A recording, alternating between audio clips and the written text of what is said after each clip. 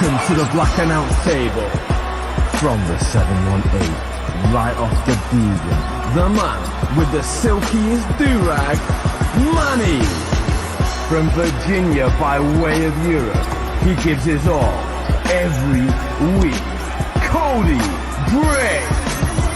Live and direct from Strong Island, the certified good you, Sky High East. You're listening to the Black Announce Table. I like your guys' style.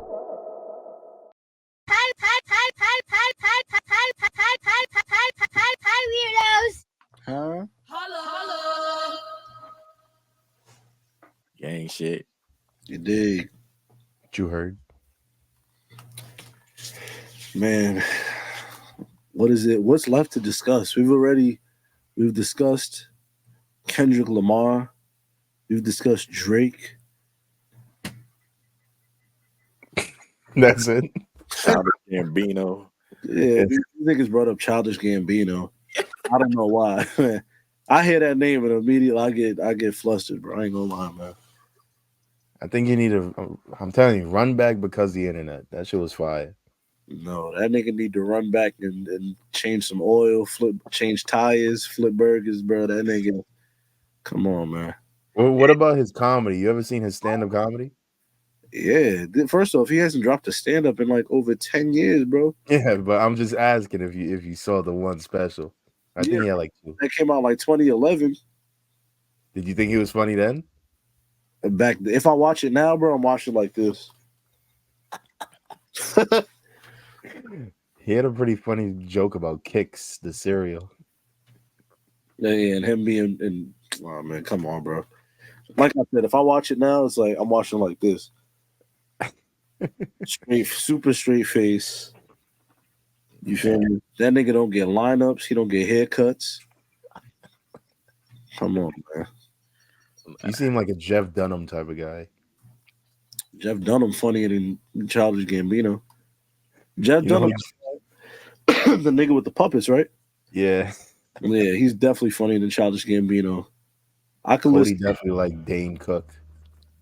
I don't know. I don't like none of that shit. Yo, I was just thinking, niggas is like, who to blame for letting these niggas in the game? Like, niggas is really sitting here listening to Childish Gambino. Like, look at where hip hop has come to, son. Nah, this is the worst take. Hip hop is dead. Nah, but really now I'm just saying, like, how, like, back growing up, listening to hip hop, listening to the Locks, DMX. Word. And niggas is just like Childish Gambino over here doing comedy, looking crazy. Like, look how hip hop is elevated to. Like, you got to think about that era though. That era, it was when Riff Raff was popping off. Action Bronson just started popping off. It was Childish Gambino, Donald Glover, Tyler Creator, all of Our Future was popping off around that time. Mac Miller, Asher Roths of the world, like all those type of different type of peoples that it was like ironic rap. Weirdo. Yeah. Like it was, definitely the people that liked that type of rap back then was definitely into, watching wrestling in high school, and not telling people that they watch wrestling and thinking that Riff Raff was actually good unironically. I know KP he said Riff Raff's music was actually good. He's a fan. He's been to a couple concerts. Riff Raff got one good song. Which one? Chopping Blades, produced by Mike Will. That shit tough. No, the song he got with Action what is it? Birds on a Wire? Oh yeah, that one was tough too. That shit is legit. Look, see, this is exactly what hip hop. This ain't hip hop, man. This ain't hip hop. Nigga, you know that video with Game? Nigga said it just ain't hip hop no more, man. This is not what I nigga crying. Like, this is what it's come to, son. Nigga, Game sitting there crying because look at what hip hop has come to. That's what I feel like, son. Cody, do you think Action Bronson's hip hop? I fuck with Action Bronson though. I do. Bronson can rap. Yeah. Now he just rap about olive oil, but before the nigga used to get some shit. Blue Chips 1 and 2. Classic. Rare chandeliers. Oh, yo, that was the first joint. Was it Party Supplies or Alchemist? Alchemist. Yeah, that was out. Blue Chips Party Supplies. That shit was so fire. Oh my god. I'm about to run that back all day tomorrow. All three of those tapes. My favorite joint off that is Bitch I Deserve You. That shit is fire. or when he had like the fake ads on the end of the songs. That's ill. That was I think that was Blue Chips too. But that's fire, bro. No, That's I miss that. Creation to put like the ads in between these shits. I want to know like what kind of style those arts were, because I wanted to do like the last stop in the Blue Chips, style of cartoons. Bro, literally, this was like years ago. So like when we was like redoing, like I think it was like for year 5. It was like, damn, what should we do for like for the look of the show? So if y'all don't know, like for the past few years, like the show, the cover art has been like album inspired. You feel me? So I think the year 5 was like, or year 4 was a Tribe Called Quest. Year 5, I think it was a Peasy album that was inspired. That shit was inspired by. This year was the Sixers and shit like that. All-star shit. But I'm pretty sure I sent KP like either a picture of not Mr. Blue Chips, the Blue Chips 2 or Rare Chandeliers or both of them, and I was like, this shit is tough. And I sent the nigga like a picture of, like a Big League chew pack. I was like, bro, let's do something like this. Some shit like this would go crazy. But yeah, nah. You see the vision. You know what? Let's write that down for next year. Blue Chips 7. Nah, I'm telling you, bro. That shit go. Niggas got ideas. Nah, music used to mean something to me. Yeah, now it's just. Now I feel old. Cause I'm like, man, what is this hullabaloo?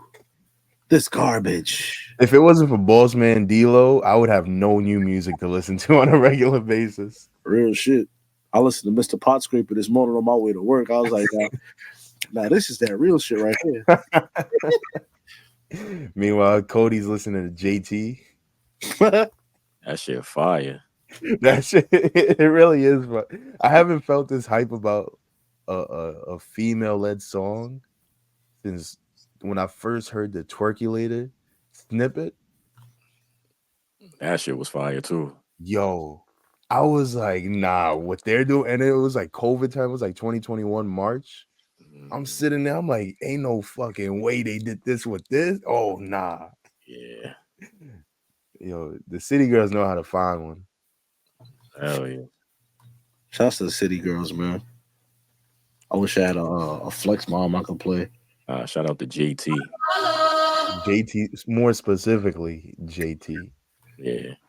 Young Miami, we don't know what you doing. She might be doing hair soon.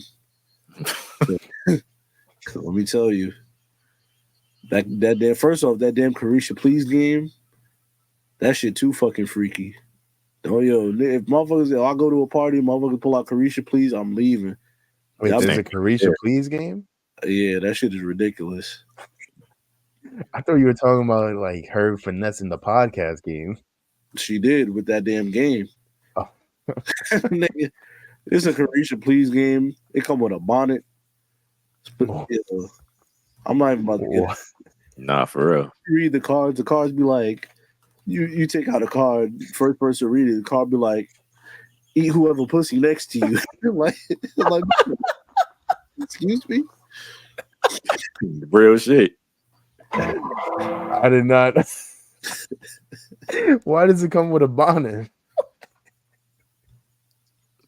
Just gotta put their hair up. You know what I mean?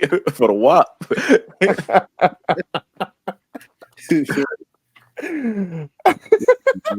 These games is getting out of hand, man. Bring back shit like Uno, Monopoly.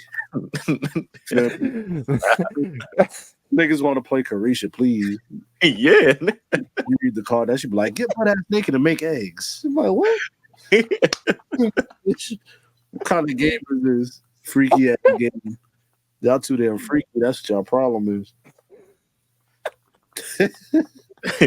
Turn that up. Turn it up. Yeah, yeah. That's I just can't stop picturing like, bro, you had a party. You had a party with some friends and stuff. You put down the Carisha Please box, open it up, and somebody puts the bonnet on just to start because they already know. It's like, all right, bro. Ma'am, sit down. You hear this nigga?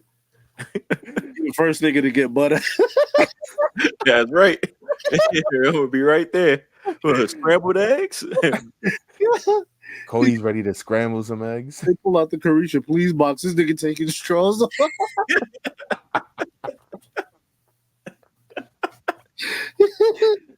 That's it. That's crazy. You going to jail, nigga? That's a fire ass time. Niggas just having a ball. Oh my god. Yo. Oh, I need a WWE. Never mind. I want us to get interviews in the future, like a Liv Morgan, please. Nah, hell no, I'm cool. Yeah, I don't hit the same. Nah, Liv Morgan. Oh man, don't get me started. Don't get me started. So. All right, we'll put that on the shelf. We'll We'll workshop that. All right, Tiffany Stratton, please.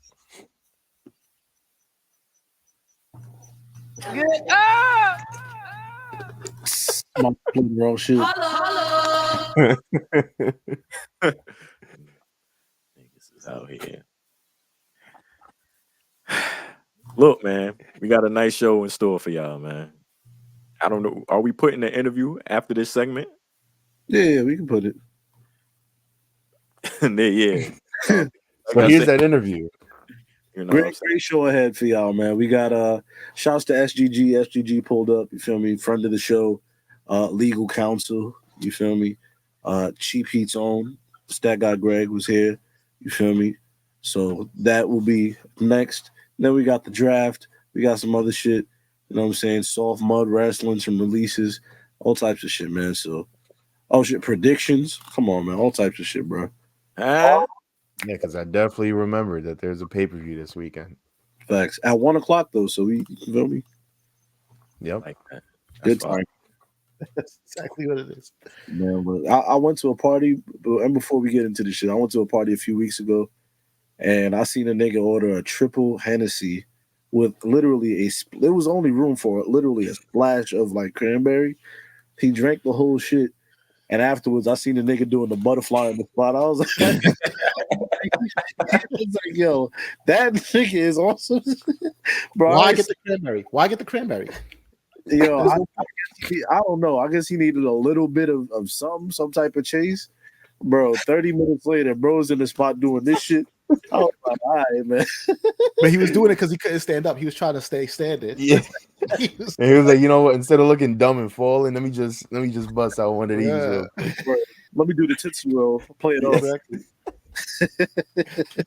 Ridiculous. Oh man, that's gonna be Eve in the summer. I already know.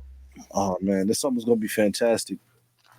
All right. And speaking of fantastic, if y'all hear that illustrious voice, you know who it is. If you're watching the YouTube, you can see who it is.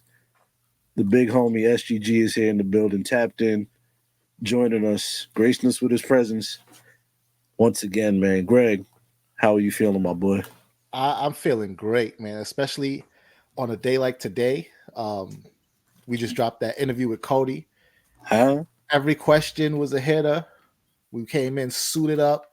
Cody came suited up, killing it with the interview. And we just left Spotify, so you know, we on our indie run right now. So to start out like that, new era for WWE, new era for us. You see how we kicked it off straight at the top with the undisputed champ, with the undisputed champs, you know. So that's how we had to do it. Nah, that joint was. Can you pull that picture up? Because if y'all are not watching on YouTube, Greg is really in a.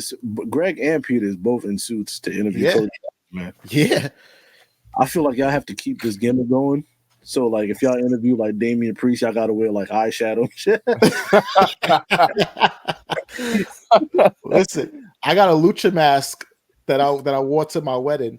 If we interview Andrade, Rey Mysterio, whoever, I'm wearing the mask. So you absolutely right. You're like the gimmick gotta keep going. It gotta keep going. You gotta keep the gimmick alive, bro. Facts.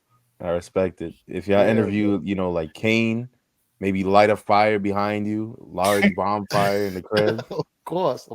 If we interview the Undertaker, it's gonna be in total darkness. Yep. With dirt in the crib on the floor. Exactly.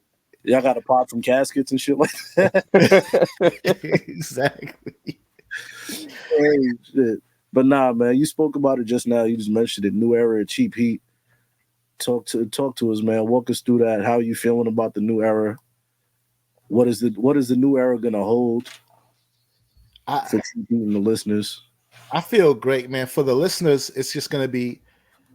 I said this a lot during Roman's run, and during talking about WWE and seeing where the company has gone. When you think they reached the top level, they show you that there's more levels, and I feel like Cheap Heat's time to do that is right now. Where just when you think it got as good as it was ever gonna get, like KP showed some graphics earlier. One of those was a picture of me interviewing AJ Styles at WWE World. Like we touched the stage. We did the live show, and then after we left Spotify, and after I did WWE World interviewing superstars on the main stage in front of hundreds of people, after that we dropped the Cody interview. So just when you thought and this is after we say we're going independent, we're going to see how we could do solo. That's what we could do solo, and that's what we're going to keep doing. Like if we coming out the gate with that, you just already know the rocket is strapped to our back. Like we got a battery in our back with what we could do with some ideas that we want to kick off. We tweaked some things and we perfected the recipe. The spice blend is exactly right. So we're going to cook up now. And that's what you're going to get. Hell yeah. That's fire. Man, I wish I had the damn. I'll play this. Hello. I wish I had the. I didn't upload the flex bomb in there, but but that's what you're going to get, man, for real. Like this wasn't just a one-off, that Cody interview. Like where everything we do is going to be heat. Is we're going to level up. We got some more tricks up our sleeve, and we're going to roll it out. More tricks up the sleeve. So this is just the beginning. Yeah. This is just the start. This is just to let y'all know.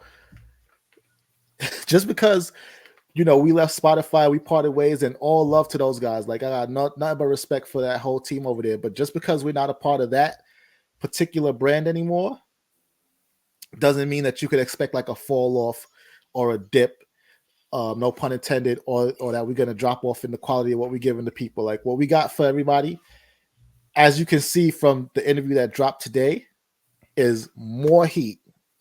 More heat, only the way we could give it to you. And I'm very optimistic. People have been asking me how does it feel? Is everything okay? Like this and that. And I'm fine. I'm good because I've been doing this for almost 9 years. On the same team. To some people that might look like complacency, but to me that's a Jeter run, and we just got a new situation. We independent, and now I'm ready to go on a Roman run. Like we about to just, I promise you, it's going to be bigger and better than anything we've done this past 9 years. I ain't gonna hold you, man. The independence, as cool as it is to be with a Spotify and shit like that. The independence is cool because you can really get to do what you want. You know what I'm saying? You're not tied down. There's no rules. It's I can really rock out whichever way I want to. You know what I'm saying? I felt when we left Blue Wire and shit like that. It was well, what do we do now? And we really had that talk. It was nigga, we can do whatever we want to do. Yeah, you go to the top. That's exactly where you was going anyway. You go straight to the top. That's a fact, man. That's a fact. Nah, I'm excited. I've been listening to Cheap Heat forever. Y'all, Cheap Heat, if y'all don't know, if y'all are new listeners to the show, Cheap Heat is how we, how we got discovered. You know what I'm saying? Shouts to Greg, shouts to Pete. So Cheap Heat literally put us on. And from there on, we was, I'm out the gate, out the door. So it's always love in the heart for Cheap Heat, man. Yeah. For real. You see the shirt, man. It's always love. Right back. Y'all saw the graphic. I'm a lifetime achievement award winner. You know what I mean? Shout out to the Grammys and all that. You know. Oh yeah, no, you're the first ever recipient of a Black Announce Table lifetime achievement award. Yeah, man. Of course. Well deserved. Facts. Absolutely. Absolutely. You know, I got it right here. You know, there it is. Keep it close. Keep it close. Them VVS is busting. Like, come on. You see it. I can't keep it up in the graphic because it's going blind the listeners, but you see it. It's right there. He actually put a diamond tested to the award, and it was all legit. Yeah, so, you know. Yeah, for sure. So this is never hitting the pawn shop. There you go.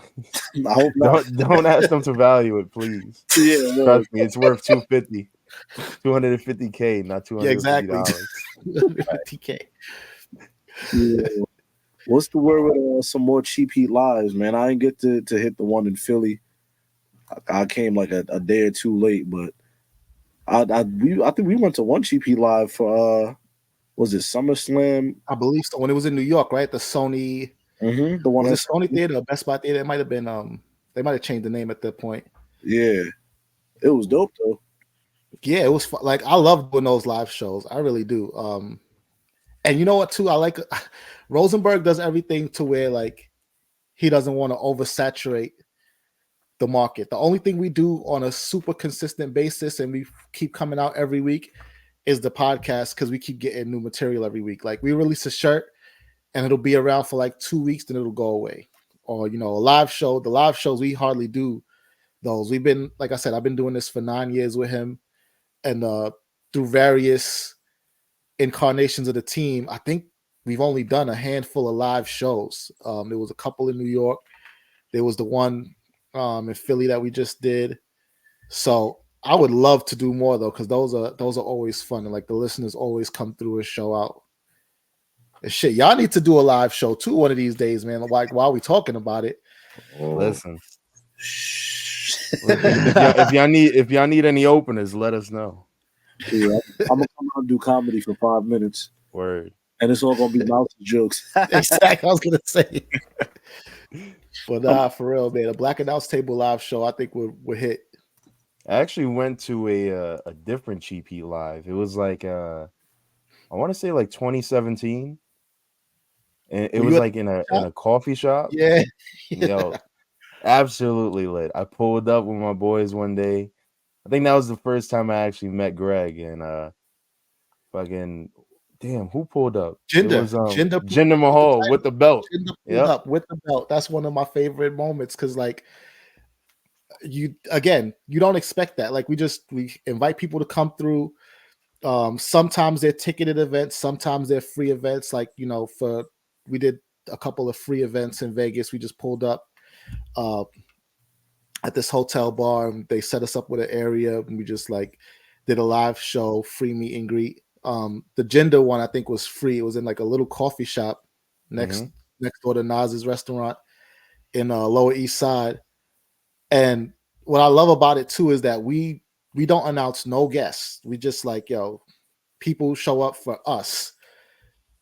You might not get a guest because none of that is promised. Like we'll say we're working on something, but if it don't come through, we still give you a banger show.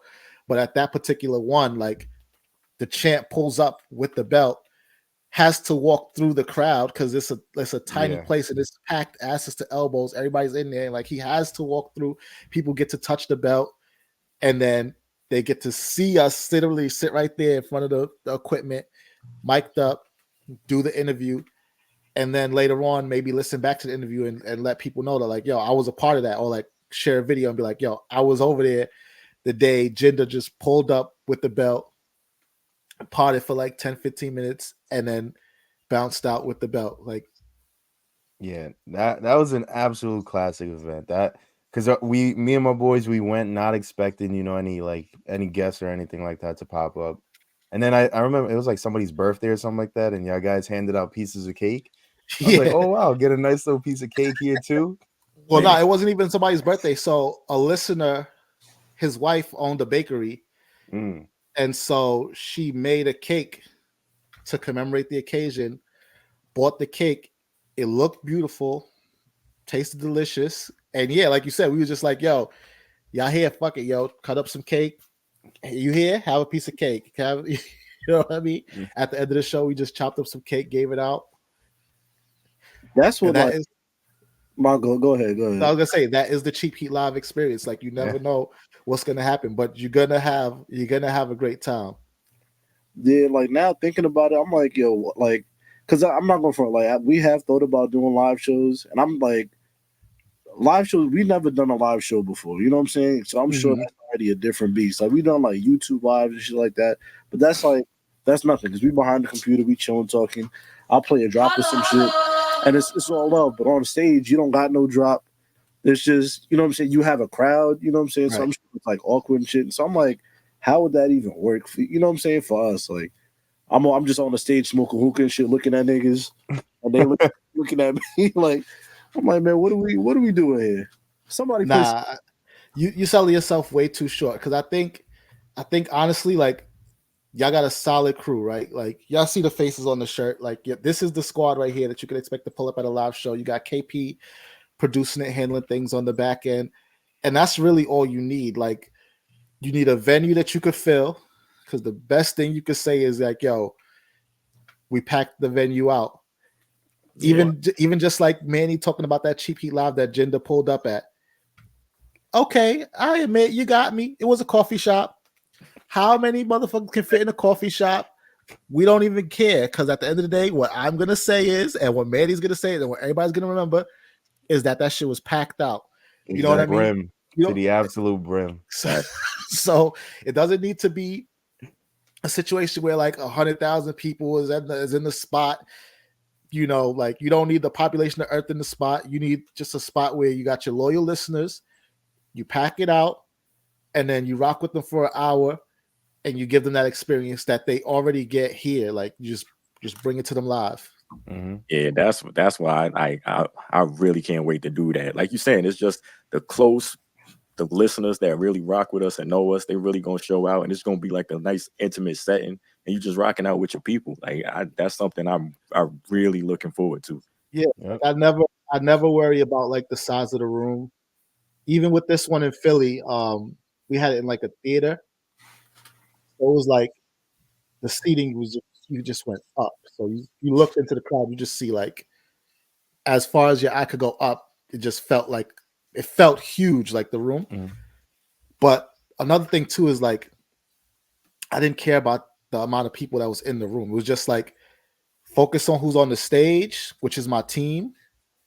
And then we passed the banter around back and forth, and then an hour of that, and the people got exactly what they came for. You know what I mean? It was the same kind of feel at WWE World, right? Like my view from this, like I sent people the video, and people watching was like, "Yo, what was it like talking to people, talking on the stage with that many people in the crowd?" And I was just like, after AJ Styles or the Creed brothers or Zoe Starks or whoever, after they got on stage, I didn't even look at the crowd.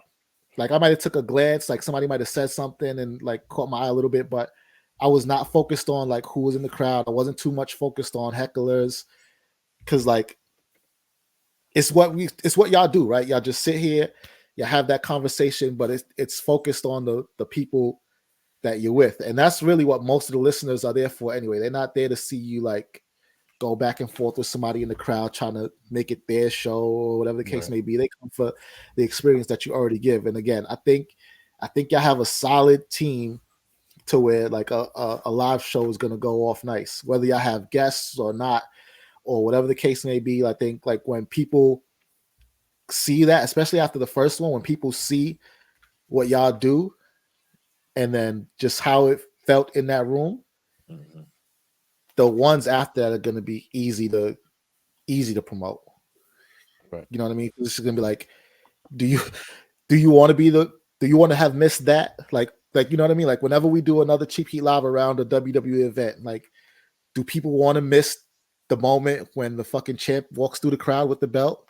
Do they want to miss the moment when Dom and Rhea pop out and Dom pulls off the mask and then he reveals that he's right there in front of the crowd? Like, do you want to miss that? You don't even have to promote that. It's like, do you want to miss that next moment? Because there's going to be one. Yeah. That is true. How long did it take you to be like comfortable in that environment though, with like a live crowd? Because you pulled up to Cheap Heat, if I remember, because I've been listening for I feel like forever at this Let's point. see if you remember. I said the amount of years, so let's see if you remember. Around 9 years and 8 years. Yeah, it's gonna be 9 on May 5th, though, because that'll be 9 years. I remember I pulled up on like a Cinco de Mayo episode, and then awesome. You know what I'm saying? That's a day you're not gonna forget, you know, Cinco de Mayo. I will forget it if I celebrate properly. I might actually forget it. Right. But still, you pulled up like a fan of the show, if I remember, because I haven't heard the backstory in a while. Like I feel like you like had some insight in the show, and then you were then invited on, right? Yep. Is that so? That's exactly right. Yeah. Yeah. So when you pull up, how long did it take you to, number one, be comfortable with potting, and then number two, doing it in like, oh shit, look at all these people pulling up to see me do what I do, and I used to be just like them, just a fan of the show and something like that. So the part about getting comfortable potting, that took a little bit just because my role was different, right? I wasn't exactly third mic, and in my mind, it was just like I'll listen in live, and then I'll come in later with the stats, and then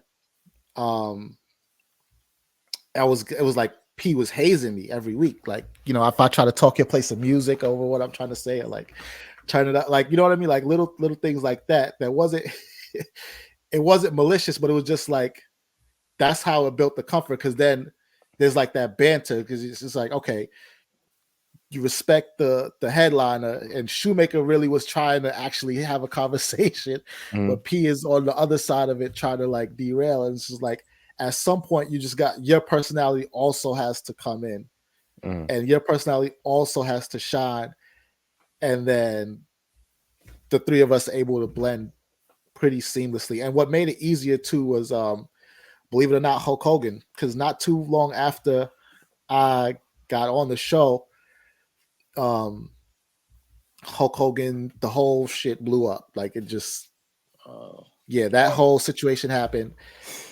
And so Shoemaker was like, yo, we gotta talk about this.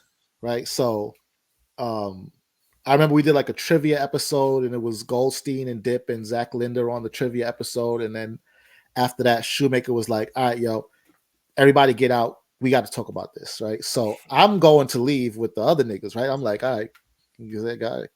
And Shoemaker's like, nah, Greg, yo, get in there. You need to be a part of this conversation.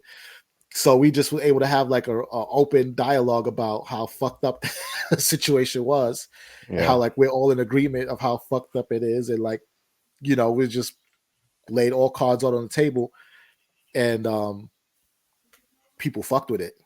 And that's when it clicked of like, okay, we have like a real 3-man group right here. Like we have a solid 3-man group right here that people are gonna fuck with, that like, you know, Greg is in now. And then like I said, the lineup changed a little bit. It's been me and P and like a third man always. Sometimes it's just been me and P, but yeah, in terms of getting comfortable, that happened once we all figured out that we all had something to say that was different, and that it blended well nicely. And then in terms of just like the live show piece of it, it's like I said earlier, sometimes you don't even see the crowd. I remember we did one, I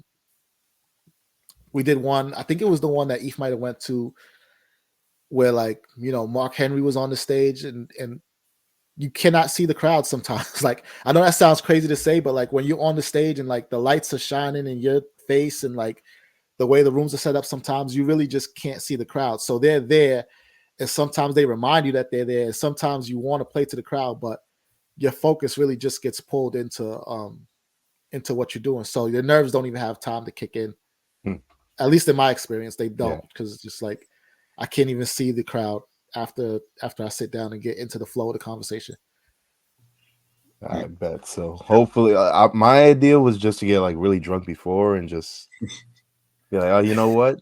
I won't have any room for nerves. They're gone. But now I know. Listen, just don't even look. Well, but here's the other thing too, right? Like y'all did this already. We did. like y'all do this all the time. Y'all do this all the time. So doing it in front of a crowd is not going to be that big of a deal. Like because again, it's not going to be a hostile crowd. It's going to be people that fuck with you already. Yeah, people that came to see you. I realized this like maybe like a year or two ago.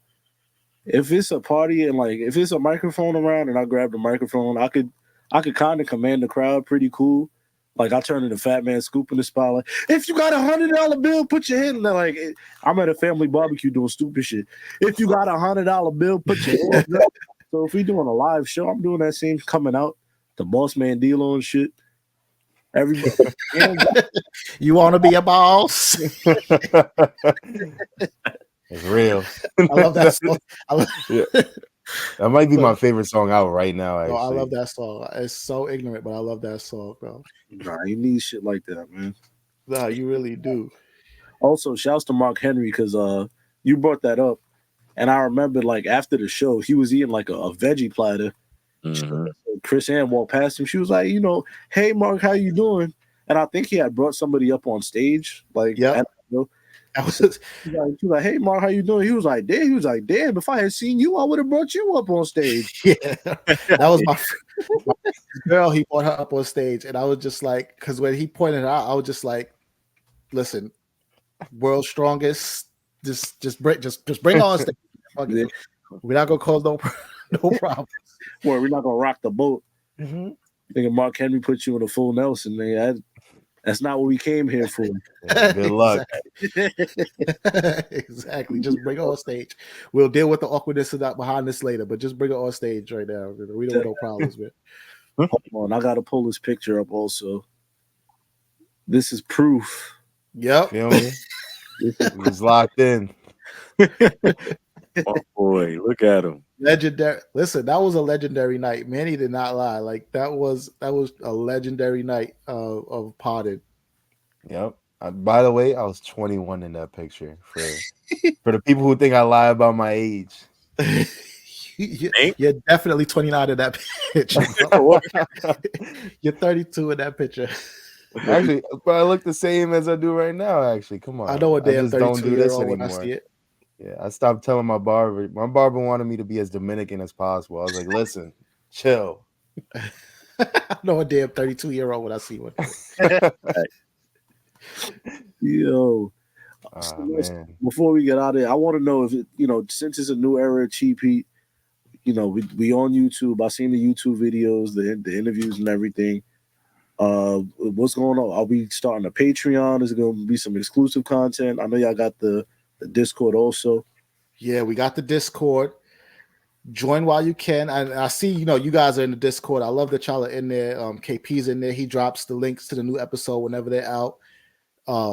Definitely keep doing that. If you got a podcast and you listen to Cheap Heat, you're definitely welcome to come into the Cheap Heat Discord and use the Content Creators channel to promote your podcast. Like, it's an open community. Patreon, there's been some discussions of a Patreon. So it could be something that's on the way. I'm not here to make any announcements yet, but yeah, we leveling up. Everything is on the table. We're gonna explore all options because at the end of the day, you know what I mean? Like, it's time. The flowers is cool. I love getting our flowers, but time to get some cash money too. You know what I mean? Enough with the flowers and give it some more money trees. Yeah, exactly. Exactly. Love the flowers though. We appreciate the flowers, the words of affirmation, all of that. But we need to get our coin too, especially while we're on this independent run. Have y'all made a list? I know y'all had Cody on the pod on the new era of the podcast. Fit it up. So Cody, when he became a free agent from his run in the WWE, he made a list, made sure he had things he wanted to check off. Are you gonna run with that same flow? See what happens. We do not have a list. We do not have a list, but there's some goals we definitely want to check off, some benchmarks we definitely want to hit. We know we don't have that classic picture with the list and everything all nice and neat to drop, but we definitely have some things that we want to do. And honestly, I think we're gonna do them. Like, I'm not worried about any of that. Like, I think we're gonna do it. I think it's going to be big. It's going to be at least as well received as this Cody interview was. We've been getting some tweets and some comments in the Discord about how the presentation looks clean and they love all the new things that we're trying out. So we're going to keep trying some things, and I'm expecting to hear more of that from people about just how great the pod is is doing, because we're gonna do everything that we set out to do. I have no doubts about that. Nice. Neither do I. Nah, I don't doubt y'all one bit, man. There was another question I had, but I definitely forgot.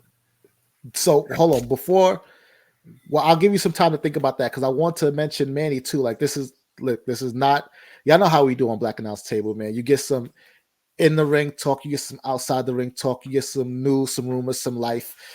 So Manny tweeted out a little while ago, like, what show should I watch? Should I watch Succession or something else or whatever, right?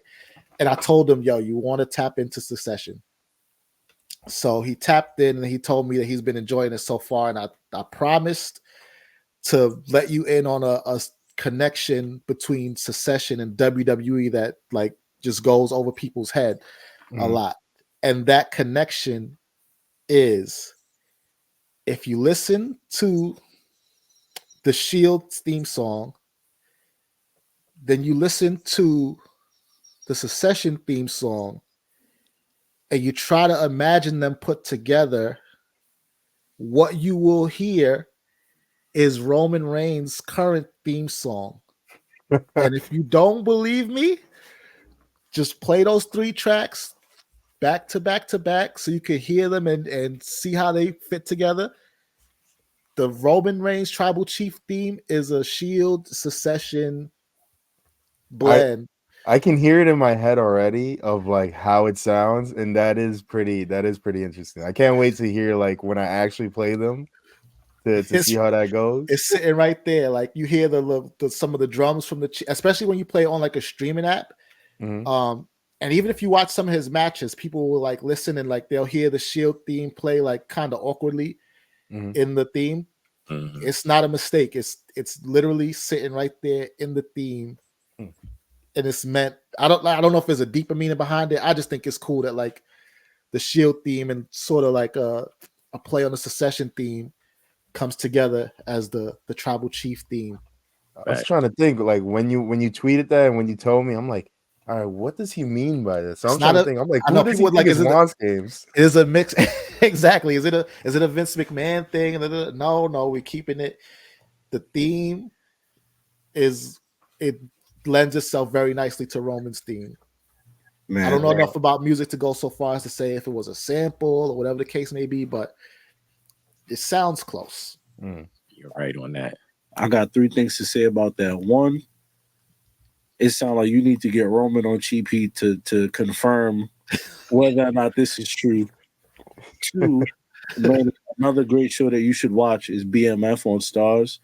The show, honestly, it's utter bullshit, but it's so bad that you gotta... I just seen Meech do karate on Twitter last week. Yeah, that nigga beat up 2 Haitians. That nigga came like, hiya! I was like, boy, what the fuck is this? Though. You know what I'm saying? There's a mad lesbian on the show. She killed everybody. That's you can check that out. And the third thing is, I remember the question I wanted to ask. You successfully pulled off the Cody Luther King question. I was listening to the interview today. You got the Cody Luther King question off. Fantastic. Thank you on that, by the way. But first off, well, I know why you asked it, but secondly, you got to explain why you asked it. But you got to explain, like, man, why? Explain to the people why you asked the Cody Luther King question. That question, quite honestly, it was a very important question for me to ask, because I've been waiting like 3 years to ask him that question. Like, as soon as the memes popped up, I'm like, I need to hear from his mouth his thoughts on this memes, because they're taking on a life of their own. Like, I feel like there's a Cody Luther King backstory. There's lore to it. But even still, like, I needed to hear him comment on it. And then as time went on and nobody asked him about it, I was like, oh, okay, I really need to hear him comment on this, especially because, like, you know, Manny asked me earlier about like how did I get comfortable podding, I guess you would say. And honestly, my secret sauce to the whole thing is two things. One, actually, the second thing lends itself well to the first thing, but just like, one, trust my team and know that like I'm gonna be able to be in the right place at the right time to ask the right question to like get us where we need to go. And you know, when I say trust the team in that interview setting, yeah, it's Rosenberg and Dip, but then in the setting of like, okay, I knew that we had Cody because I saw him at WWE World when I got off stage for an interview, and I was just like, look, I walked right up to him and I was like, look, I do this podcast with Peter Rosenberg. We need to have you on. Took the picture, and he was like, yo, I'm going to come on. I told P, so I'm like, look, Cody said, so now you have to make it happen. P made it happen. So I knew I had time to prepare for that interview. And then when I say I trust my team, and if you know, because you got these texts before, but it's just like when I have an interview, I'm like, okay, what's the questions that I'm not thinking of? Because you watch everything and you know, we all consume all the interviews. So like you tend to want to have them tell their favorite story or like play their hits on your show.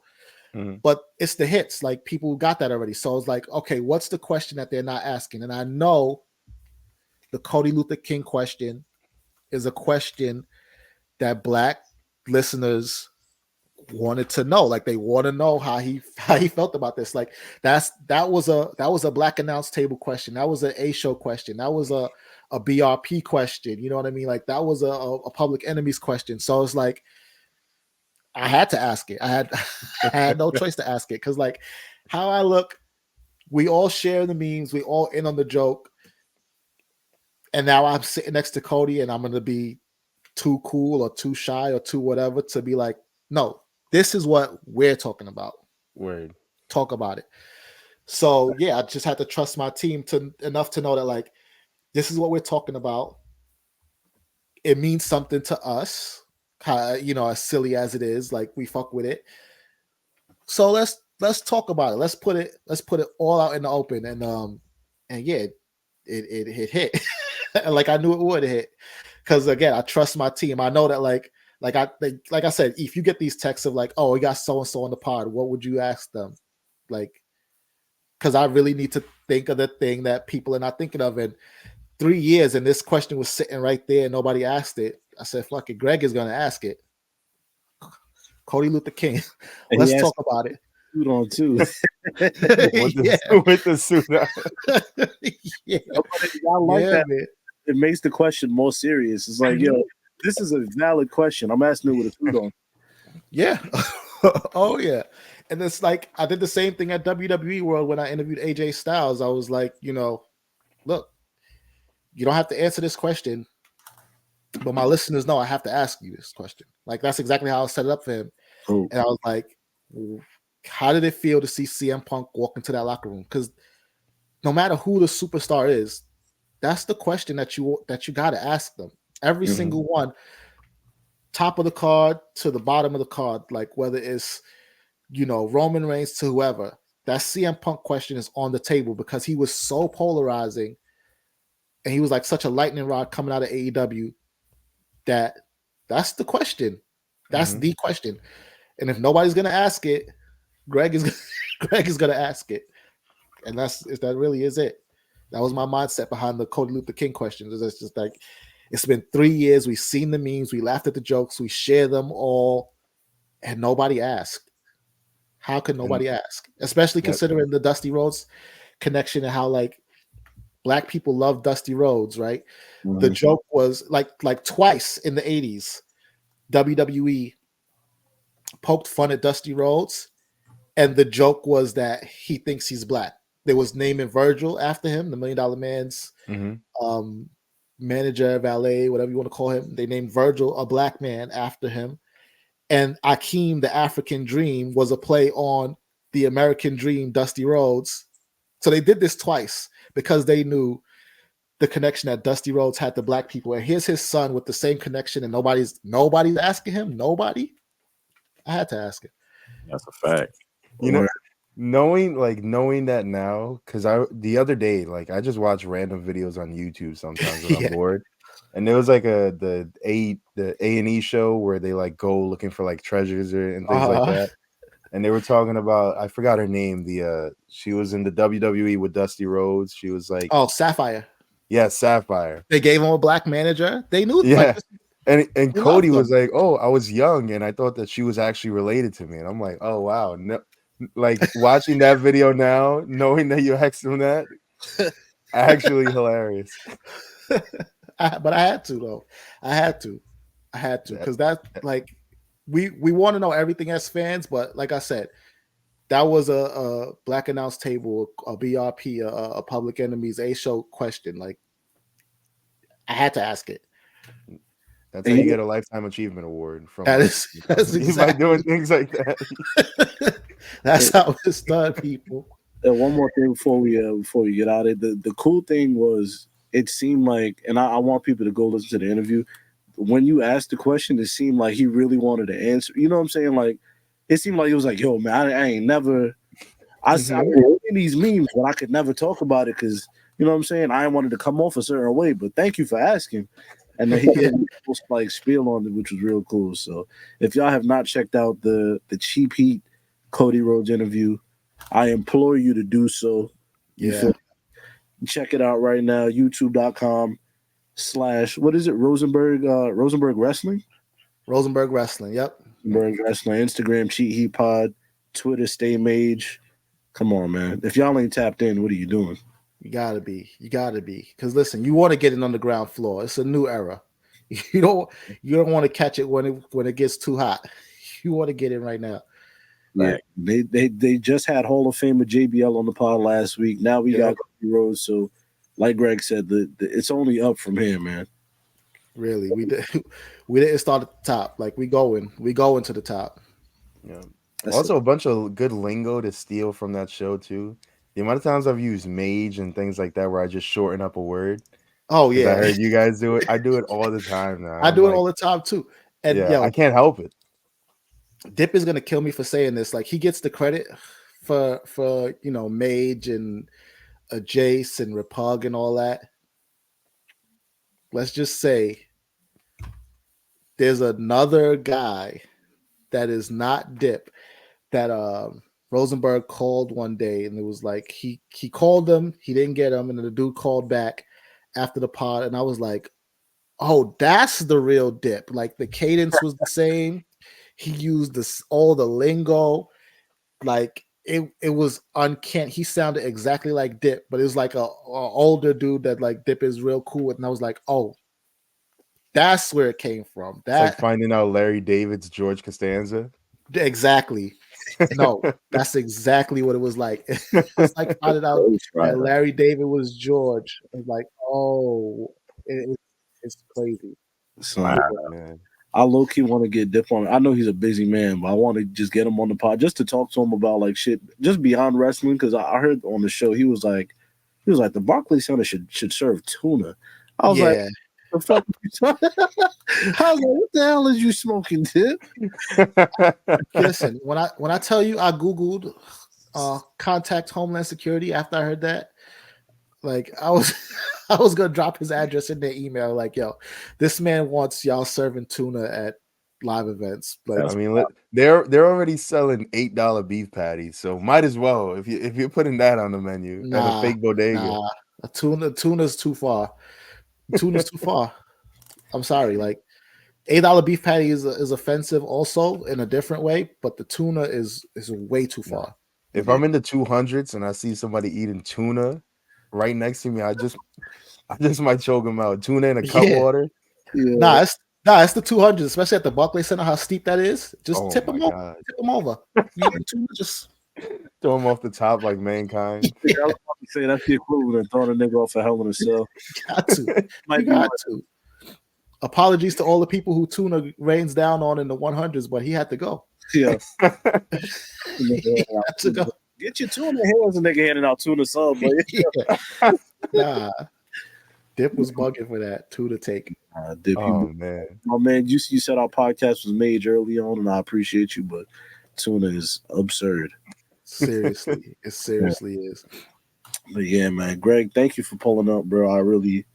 I appreciate you, man. You know you my dog, my big bro. Nah, for sure. I always come to you for legal counsel. You know what I'm saying? That's right. I appreciate y'all having me there for sure, man. Nah, of course, man. Before we get out of here, let the people know where they can find you and what you do. Yeah, as y'all heard, I'm legal counsel sometimes, so you can contact me about that greghodlaw.com if you need some of that, see what I do, see if I can help you out. But for the wrestling stuff, for sure, at Stat Guy Greg on Twitter, at Stat Guy Greg on Instagram. And you saw the socials for the podcast. Stay Mage on Twitter, Cheap Heat Pod on Instagram. We got a lot of, like I said, we got a lot of tricks up our sleeve. We got that new presentation. We got this interview that just dropped. So it's only up from here. And yeah, that's exactly where you can find the show. I know it's only up from here because I seen at the Biggie brunch I seen Greg work the room, and I was like, oh, this guy got it. He's a great, small talk type of guy. Like, I just stood there and I was like, oh, thank God I don't have to, talk about, oh, so the weather's pretty nice out right now, huh?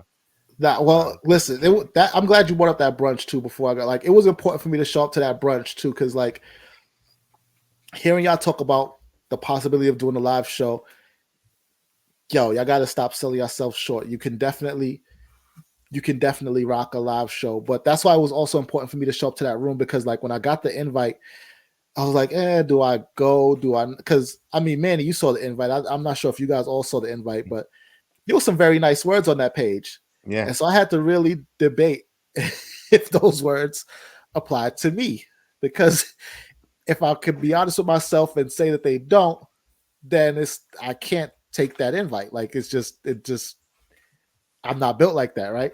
Whoever wrote that went off. They did. They did their job. they Great did. email. They did, because I read it and I was just like, that can't be for me. But I was like, you know what?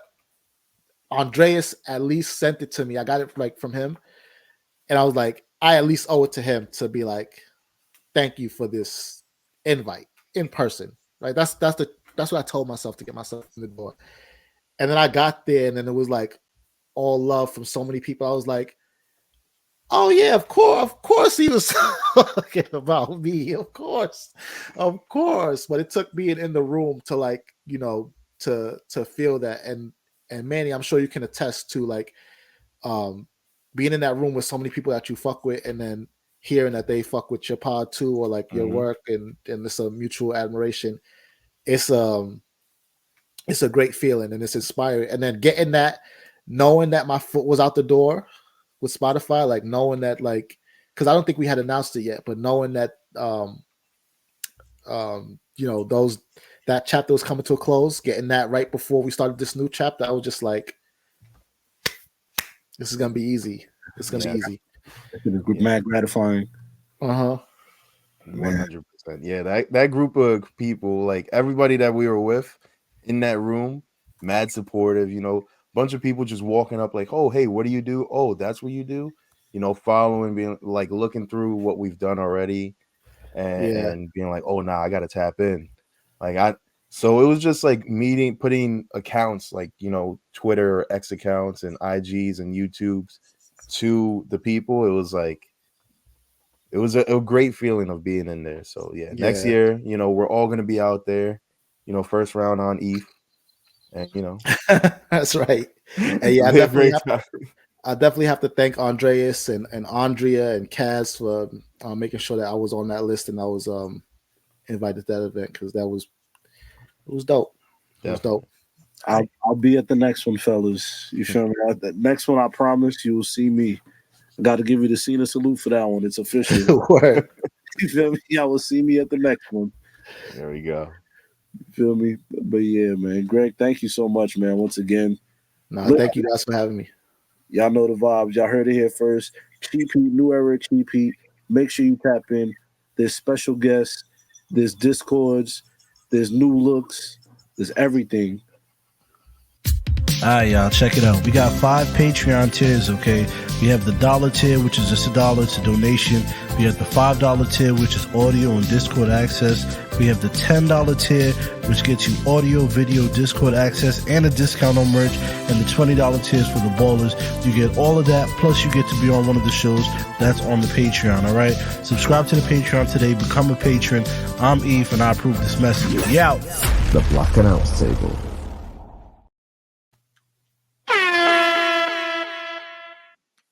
Yes, man. We back at it, Black Announce Table. Excuse me as I chew this sour straw. It's okay, take your time. Look, man. Episode 336. We don't really have a lot to get into, but the WWE Draft did happen over these past few shows, starting on SmackDown and Raw. And I just want to know, is it time to like be done with the draft? No. Here's my thing with the draft. They should have waited until after all these or at least a week before all these brands change networks and stuff like that. Because the problem with the draft happening now is that it seems to me that all the people that are on the shows are who the networks want to be on those shows. So Netflix is like, yo, we need so-and-so. And where is SmackDown going? Is it USA Network? Yeah, so USA Network is like, yo, we know that so-and-so gets these numbers. This is who we need if we're going to continue and shit like that. Because for the most part, most people stayed where they were already. So nothing really changed. It was just a formality of announcing, yo, this is where they are.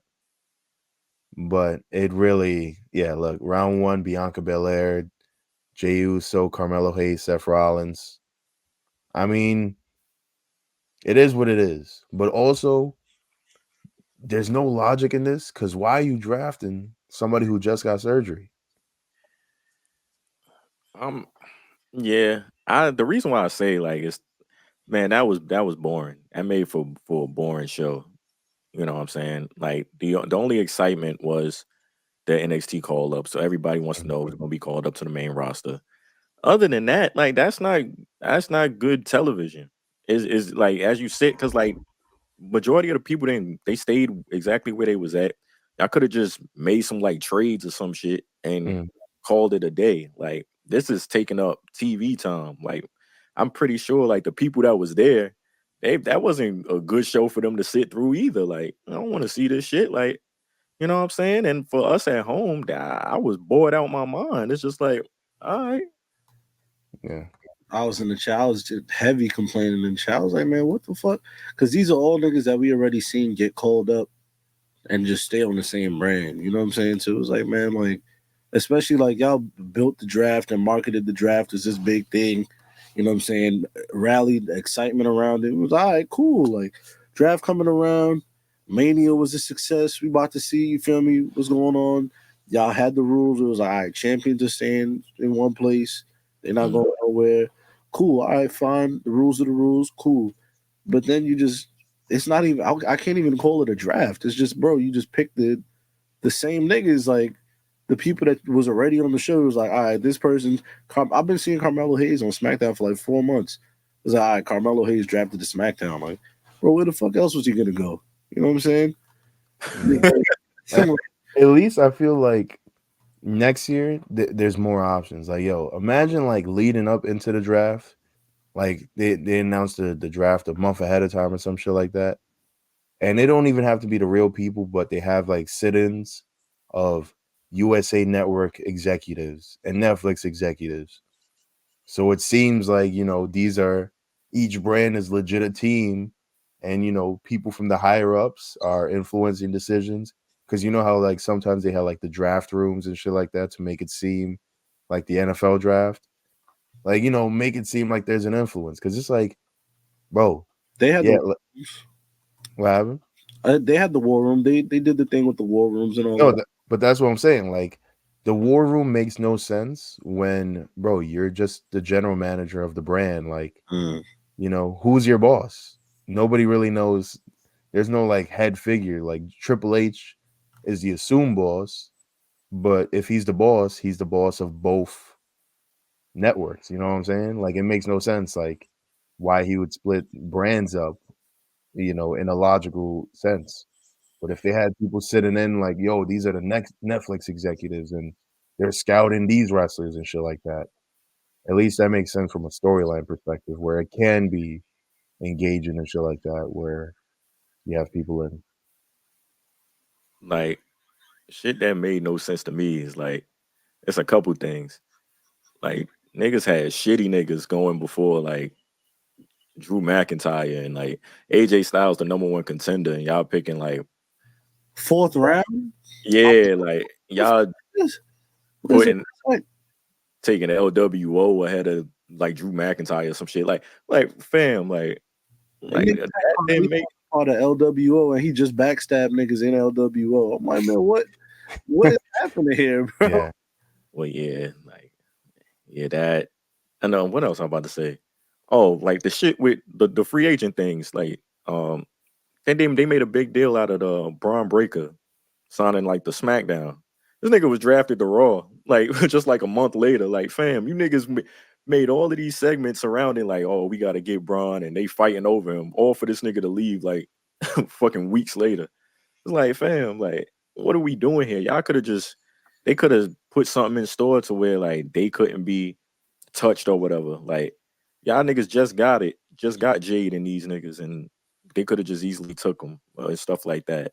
And it's just like, for me, the draft is like, this wasn't it for me, and that's why I came in like straight off. I just wanted to know up top, like, is it time to get rid of this shit? Because this wasn't it for me.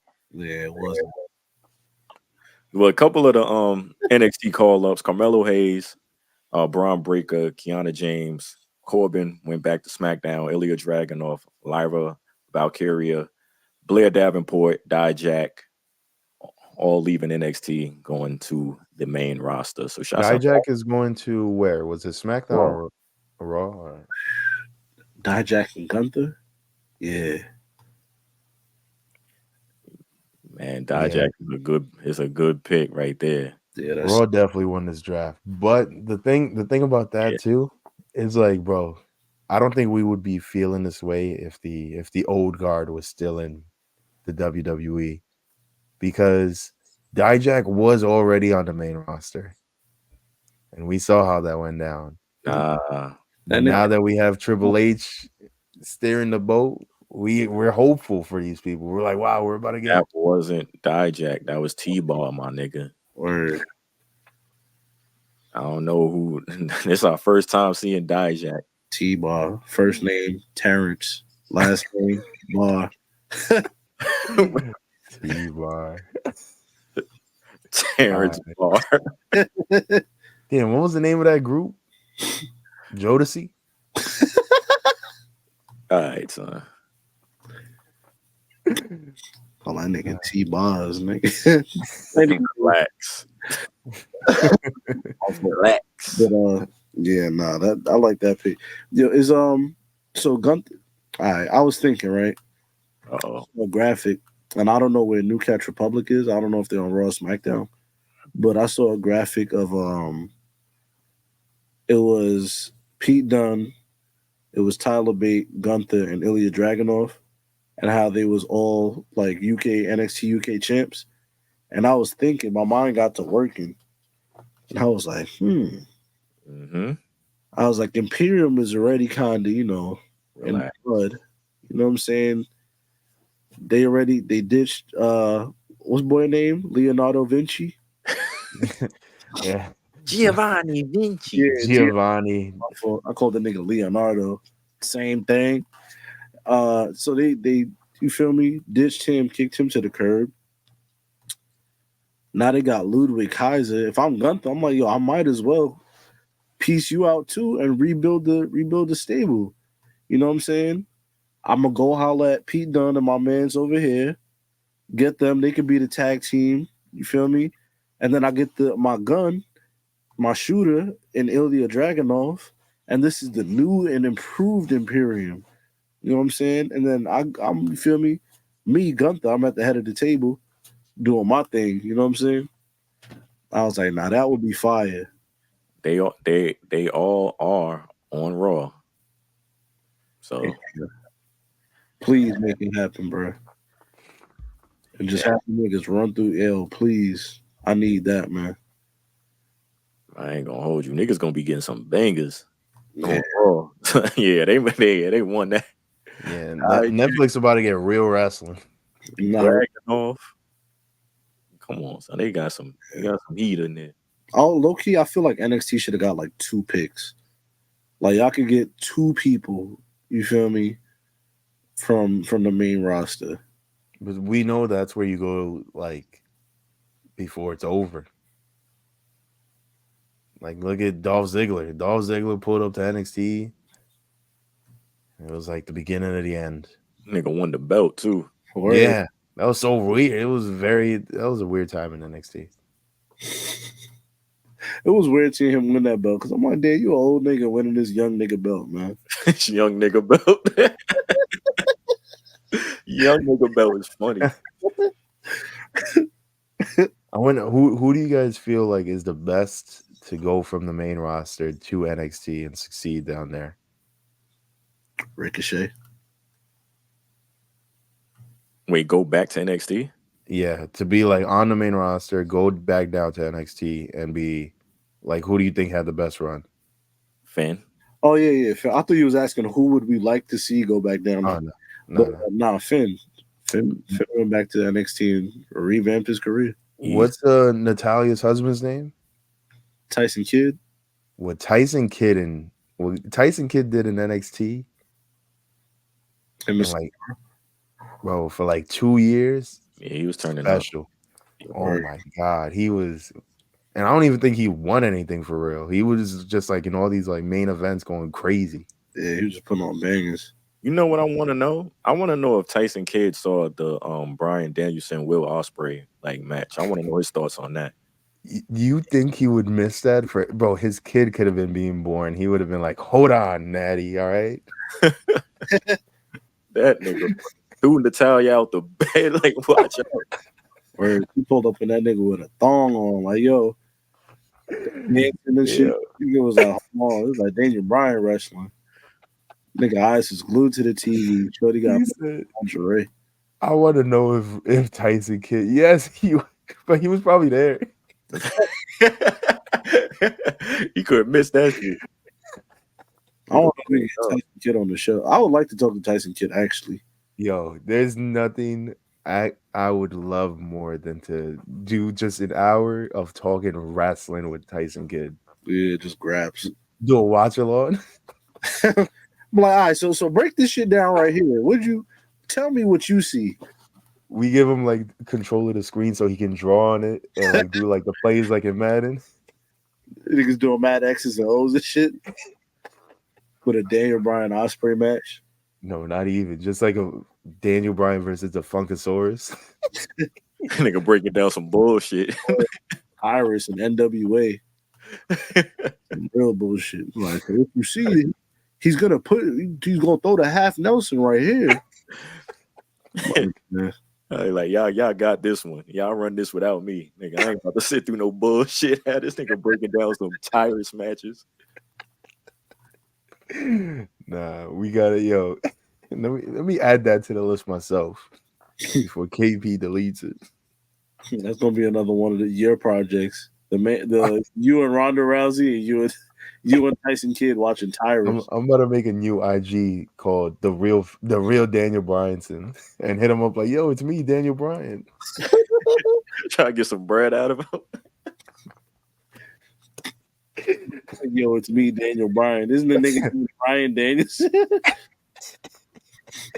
Nigga already starting off bad. It's gonna be like, hey, look, Okada's here. He wants to say hi. And then I send it in Japanese. Hello.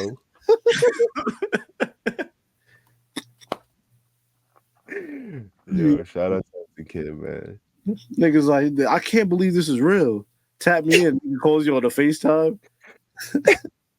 He sees me. He's like, what is Ricochet doing calling me? Yo. Hell no. Hell no. I ain't let you get away with that one. I'm about to fry your ass up right Yeah. Yo, chill. Not too much. Not too much. All right, I'm gonna let you, because you just threw me the alley. All right. Oh man. It's like, you're not Okada. Yo, I can't wait. Yo, imagine the WWE press people. They sitting there, they're like, all right, so they requested they got an interview with Becky Lynch. All right, who's the next person they're looking for? Matt Tyson kid. Nice. That should be easy. It's like, bro, what's he doing? Watching wrestling. Watching Daniel Bryan matches. This nigga Eve is mad rude. Ignoring his wife. He doing the same shit we doing, man. Send that nigga the StreamYard link and let's do something, man. That nigga tap in. Send it to his DM right now. See if he answers. Send him the link. Like, yo. That's actually a good idea. What's this nigga's Here we go. See, y'all done got him started. What's his Instagram? #1 Daniel Bryan fan. Word. Oh gosh. Wow. I feel like his thing would be like TJ. The God. Is it really TJ? What's TJ? TJ. Damn, he don't got the he don't got the message button. I can't just send cuz a message. You can. I can send it. TJ Wilson 711. Yeah, he don't got the message button. You do it for me. I see it right here.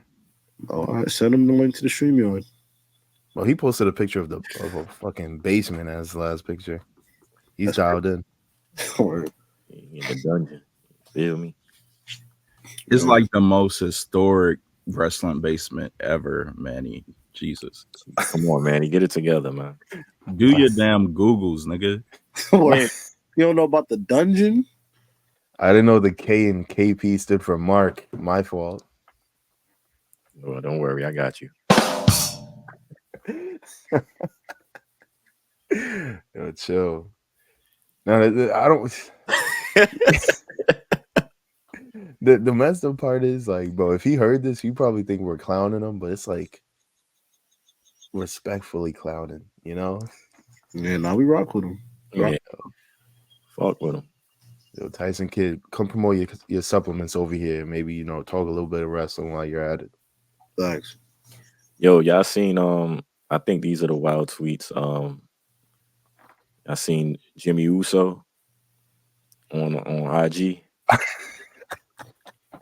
That's somebody said is that Drake? Is that Drake's Virginia Black? This is on IG. Virginia Black 100 said, I could bite you. You looking so good at Trinity Fatu. My boy Jimmy came back. You can bite this ass whooping too. Yeah, nigga. What you talking about? Virginia Black. That's actually Cody's burner. Yeah, that's 100% Cody's burner. Virginia. That actually could be. Nigga name was Virginia Black on the burner, man. This nigga said you could bite these bullets, nigga. Fuck you talking about? Here go another one. My dog Justin. What's the nigga name? What that nigga name? Brundage. 82. Got 2 watermelons back there. My boy Jimmy said, and you gonna have 2 watermelons knots on your head after I whoop your little ass. How old are you? Clean your damn room up. Or he couldn't say you gonna have 2 bullets in your chest. Word. He said you gonna have 2 bullets in you. You keep fucking around. You gonna have 2 watermelon knots. That's also, nigga said you got 2 watermelons. What picture did he see that say, yo, you got 2 watermelons? 2 watermelons back there is 2 watermelons is crazy. I'm about to comment that.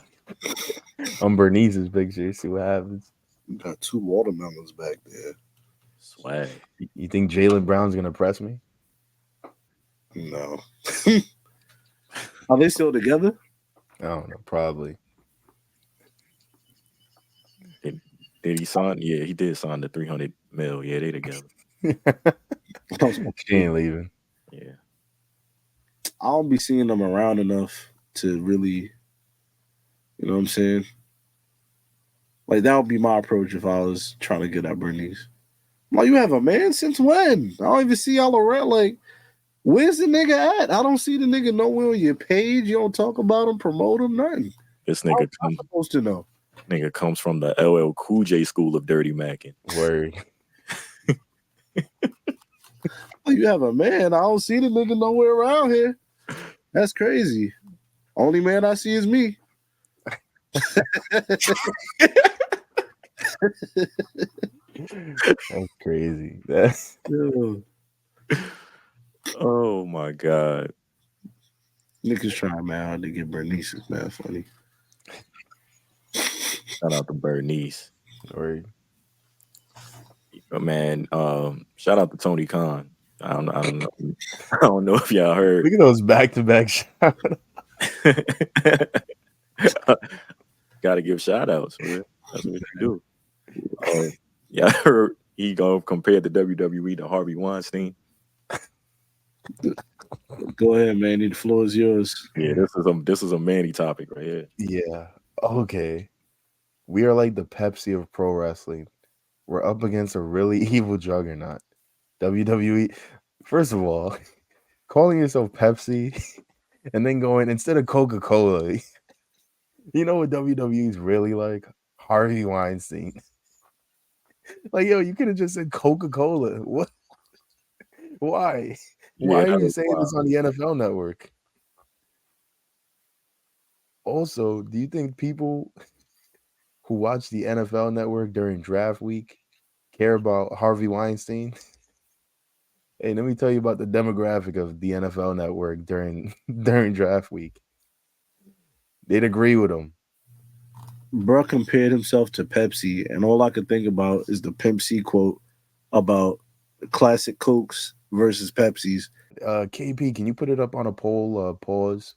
Which is better, Coke or Pepsi? Let's get a poll going. Let's really find out. Cody, what say you? Neither. I hear what you said. Which is better, Coke or Pepsi? Come on, man.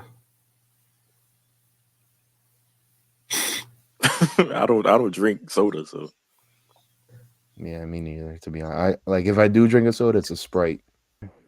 Look, it's the new generation that's Pepsis and y'all wishy-washy, doing all that wishy-washy, weird, mysterious shit, and we got classic Cokes over here, man. I love classic Cokes. You feel me? That's what we doing. That's how we rocking with classic Cokes, not no weird, mysterious Pepsi shit. Rest in peace to the pimp. What's TNA? Dr. Pibb? RC Cola? Hell yeah, it might be Tropical Fantasy. Yo. Remember when whoever successfully said that Tropical Fantasy will not make you not have kids if you drink it, one of the greatest lie tellers of all time. Yeah. Niggas really stopped drinking that shit too. I was 7 years old, like, word? No way! Not my nuts, no!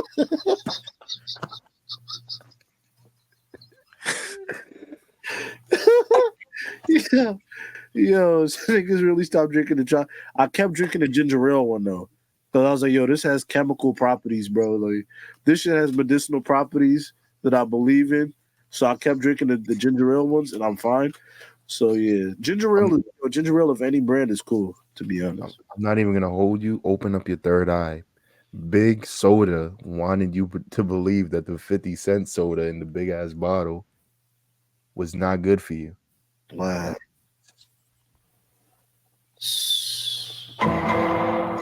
Damn.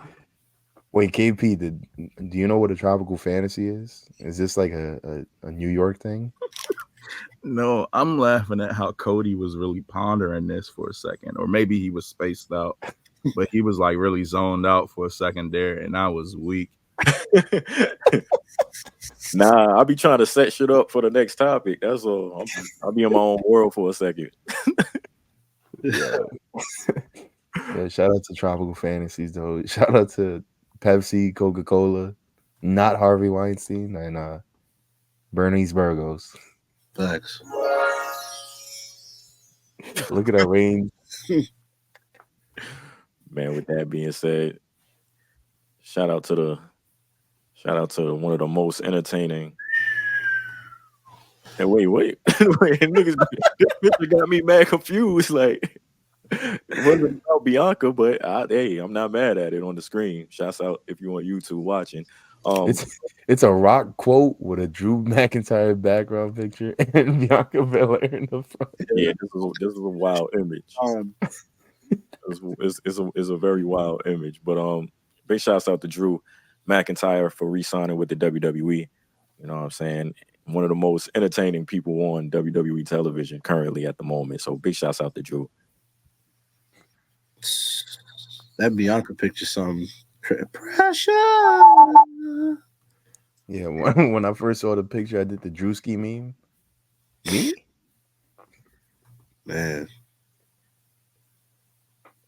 Yo, y'all ever seen that episode of the Jamie Foxx show where it was the African nigga working at the hotel and he was low key like a rich prince and he was trying to bag Fancy? No. I think I did see that. And that nigga Fancy pulled up to the club dressed like Halle Berry and Baps, trying to look mad ghetto and shit. Mm-hmm. This nigga dropped down to his knees like, Fancy, you are really turning me on, Fancy. That's how I feel looking at that picture of Bianca, man. Bianca, you are really turning me on. Oh my god. Well, there goes that. Nah, man. Did y'all see that video though that The Rock posted? Nah. When Drew got his sword, pause. Yeah, he sent the sword. Pause. He was just chilling at a restaurant with his family or something like that, and The Rock sent over a sword. Like, yo, here you go, with an envelope. Word. Oh, a waiter came through wielding the sword. This nigga Drew almost backed out of Glock. Like, nigga. Oh. Nigga said, yo, hold on, nigga. What y'all got going on here? Word, nigga. Big ass sword. Over here trying to eat my chicken tenders, nigga. You about to chop my head off, nigga? Hold on. Nigga, I'm having Italian food with my family. Y'all come over here eating wielding the sword and shit. Nah, up and in with a sword is crazy. You brought a knife to a gunfight, Pat. You think Drew McIntyre walks around like the baby when he went to Houston that one time? Damn. Or a little baby? Oh, shit. He got his own sword in a hoodie pocket. It's sticking out the other end. That big ass sword in the hoodie pocket? He wildin'. That shit up in the air. Oh, shit. Nah, that's crazy. That's Casey. You gotta make that an edit where it's a picture of a little baby with a gun in his pocket. He got a big ass sword. That shit big as hell. Pause. But nah, sending somebody a sword at dinner is insane. Word. Nigga, Look at that. Used to. I was like, what the fuck? Like, now I gotta go home with this shit. Word. This shit got fit in the Camry. How am I gonna get an Uber with a sword? I would have been holding the sword all wrong and shit, doing stupid shit, trying to twirl it on my finger. Just cut off two people's heads. Yeah, while that nigga's reading the note, I'm pretending that shit's a baseball bat. I'm over here like this. Taking a couple hacks. But is this shit really sharp? I'm over here trying to cut my finger and shit. Man, shout out to Drew for signing that contract. A sword is cool, but you could have sent him something cooler, like a Rolex, you know. AP. or a truck. You could have sent the nigga. This nigga Rock loves F-150s. You could have sent the nigga a pickup truck, a watch, A copy of the Gridiron Gang. Right. Nigga sent him a sword. Thanks, Rock. Shouts out to the Rock. Shouts out. Word. You know that was Jussie Smollett's sister in that movie? Gridiron Gang? No fun fact? Yeah, I know, yeah. Shorty. Damn, yo. Yo, classic movie. So, go ahead. No, I was like, predictions. No, I don't know. What else you got? Yo, Darby Allin got hit by a bus, y'all. Come on, man. That's crazy news, man. Yo, what is happening? Niggas thought I was playing. Nah, dead ass. KP ate a honey pack before making these graphics, bro. He got to chill. Word. Nigga freak. I'm not even going to hold you. How the fuck did this happen? How is How his life in more danger outside of the ring than it is in it? Hold on. He posted this on the gram. He said that awkward moment when you're crossing the street in New York with a broken foot and get hit by a bus. All right, Darby, if you listen to the show, let me tell you something. This is what you do. You call Celino and Barnes. Have one of them niggas represent you. You sue the MTA and get paid like $1 gajillion, and you never have to take a bump a day in your life ever again. Or at least just know that you already bred it up from this bus accident. You know what I mean? That's what you need to do, Darby. That's what he needs to call 1-888 Payne Law.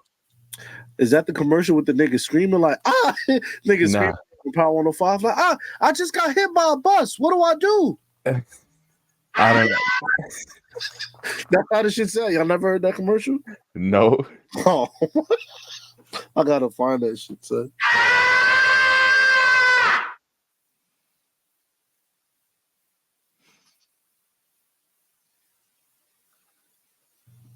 I found audio of Darby Allin, by the way, explaining what happened. Okay.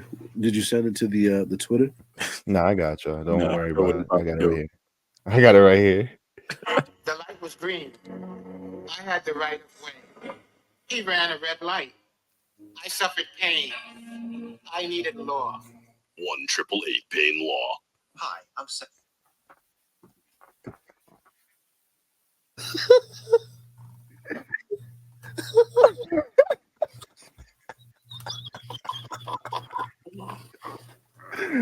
I think my goal every week is to just find the most New York commercial and put. Nigga said, I suffered pain. I needed law.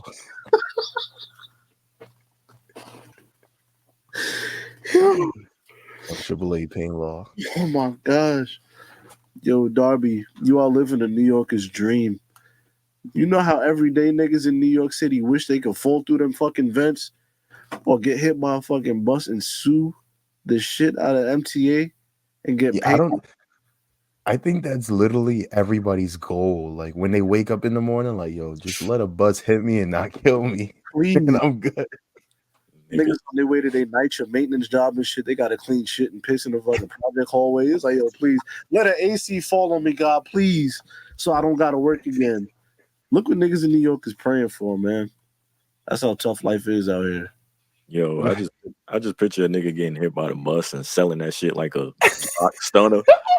Nigga just overselling that shit. OD. Yo, you ever seen that video where it's the dude dressed as a Joker just flying like 50 feet? Yeah. Oh my god.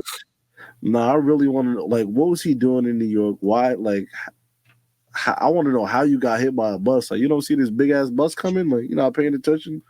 Where you going? But either way, man, Darby, I hope you're okay, man. I hope you're gonna be okay. Yeah, I don't think it's crazy that. Look at how dangerous his life got ever since he announced he was going to climb Mount Everest. Word. He was like, word, you want to climb Mount Everest? Before you do that, jump through this glass from 20 feet up. And then get hit by a bus. Word. That's God stopping him, man. Stay your ass here, nigga. Yeah, it really is. It really might be, man. But yeah, Darby, please sue the MTA, man, because you're going to get paid. That's the best advice I could give you. You think he's going to buy AEW with that money? With that MTA money? I had a joke, but I'm trying to be good, so no. When AAA Pain Law.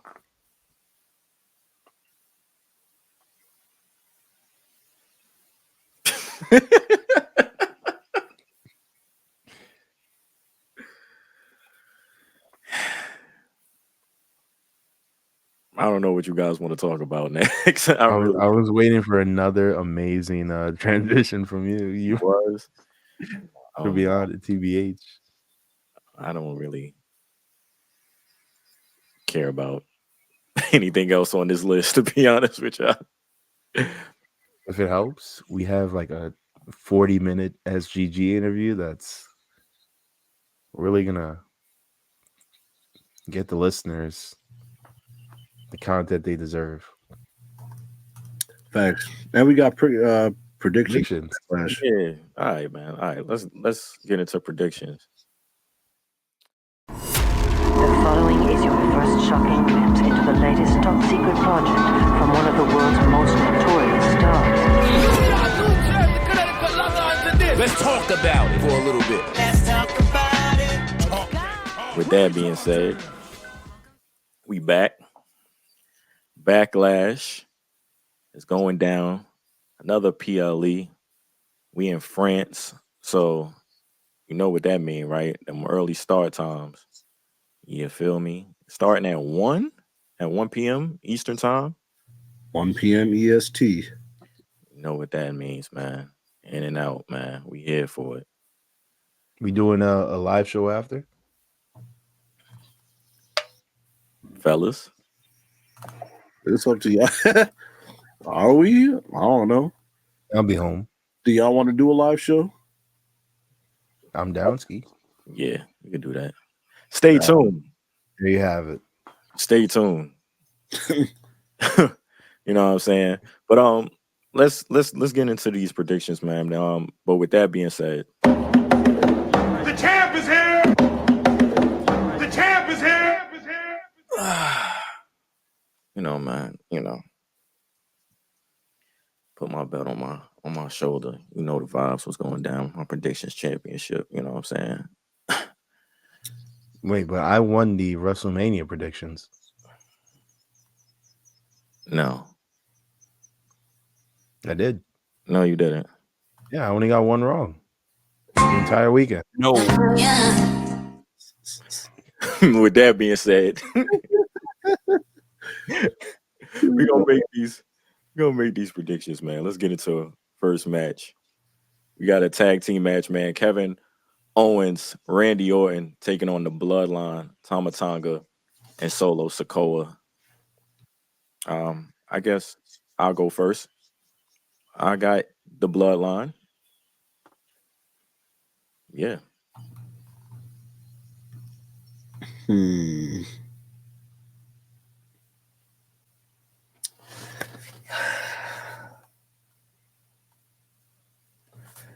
I got. Do I want to go with the Bloodline? Because here's my thing. It's like I know these niggas is new, but I got drafted type low. You feel me? Solo wearing suits now. It's like I don't know. Man, I'm gonna go with KO. This shit might end in like a disqualification or some shit, to be honest. So I'm gonna go with KO. DQ.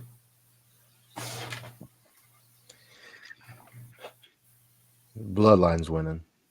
Ain't no way you bring in Tama Tonga and make him lose in his first match for real. Shit. No. Look, that's the old WWE. It's the new shit right here. All right. Not That's mad the at only it. explanation I have for that. Yeah, sorry. I'm not mad at it. I'm not mad at it. Next match on the card. What we got? We got Damage Control. Well, the Kabuki Warriors taking on Jade Cargill and Bianca Belair, and this is for the women's tag team championships. Eve. I got Jade and Bianca. They don't have a name yet, right? It's just Jade and Bianca. Yep. It's Jade and Kiss.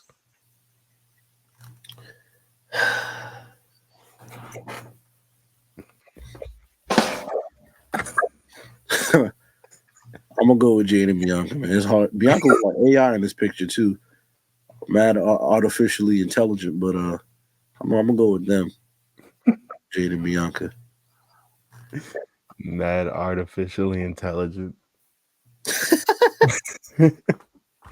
I will also be going with Jade and Bianca, to be honest. Even though, like, I don't know. Because, like, when you think about it, the Kabuki Warriors, you know, they're also a couple dominant wrestlers. Oh, my God. Damn. Yeah, I'm going to just go with my gut feeling, Jade and Bianca. Kabuki Warriors don't got muscles like them other girls, man. They do, but they make up for their muscles with high flying. Well, no, Asuka got, you know, she can hold it down. Put you in a nice low. Put you in some shit. You know, full Nelson. This is good. Yeah, I'm going to Jade and Kiss. I'm gonna, we can make that a sweep right there. I got Jade and Bianca as well. I feel like can't stop their momentum. You know what I mean? Put the belts on them. Let's see what's next. Facto. Next up, we have a good old triple threat. Triple threat. You know what I mean? Big triple threat match for the women's championship. Bayley, Naomi, and Tiffany Stratton. You feel? Triple threat. Manny. My heart wants to say Tiffany. It really does. But Bayley's got to win this one. It's her first title defense since Mania? Yep. Since becoming champion at Mania? Yeah, it's her first one. Yeah, so I think she wins. Then she fought Naomi on SmackDown.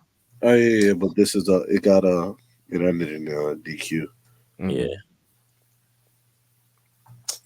Yeah, I'm gonna go with Bayley. It just feels right. I also got Bayley. Yo, if Triple H had nuts, he would go with Tiffany, son. That nigga would put the belt on. a trillion%. Yo, Triple H was a wild man. He would pull the trigger. I'm gonna go with Bayley though. I would pick Naomi to win if it wasn't Bayley's first real title defense. So you mentioned a point about Triple H. So let's say if you think it's not too soon to put the title on Tiffany, regardless of this being Bayley's first PLE title defense. Sometimes you gotta shake shit up, man. Okay. You feel me? Sometimes you just gotta shake some shit up. It is what it is. Rhea, I remember when Rhea first got to Raw or the main roster, she immediately beat Asuka for the championship. Mm-hmm. She had just got there, so. And so did oh my God, she's in AEW now. She had the broken neck. Paige. Oh yeah, Paige.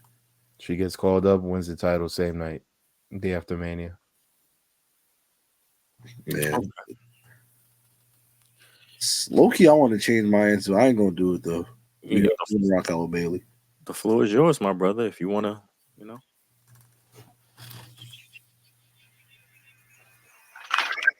Bailey. Well, okay. We all got Bailey on that one.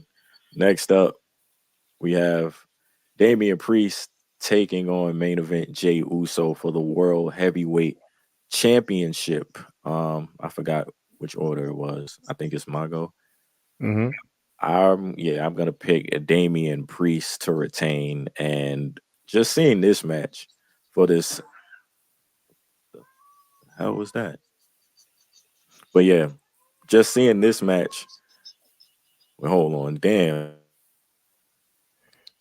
So yeah, this No,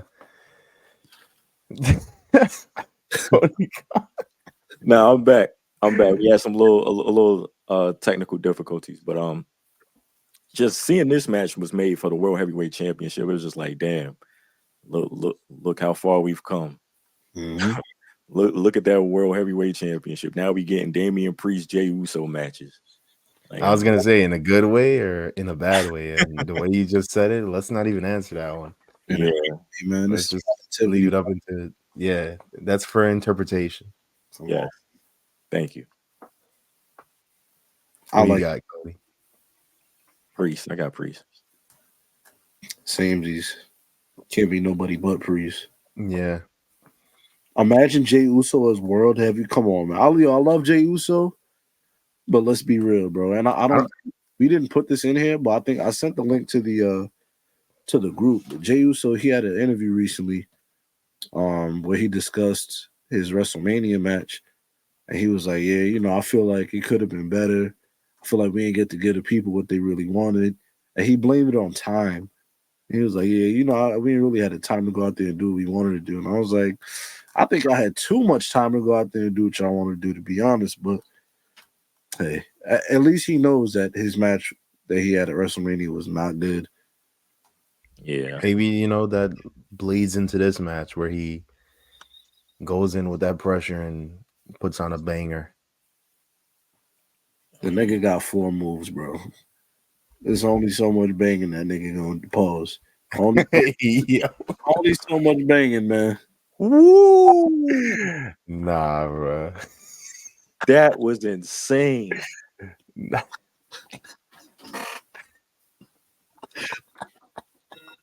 Monty's Amanda.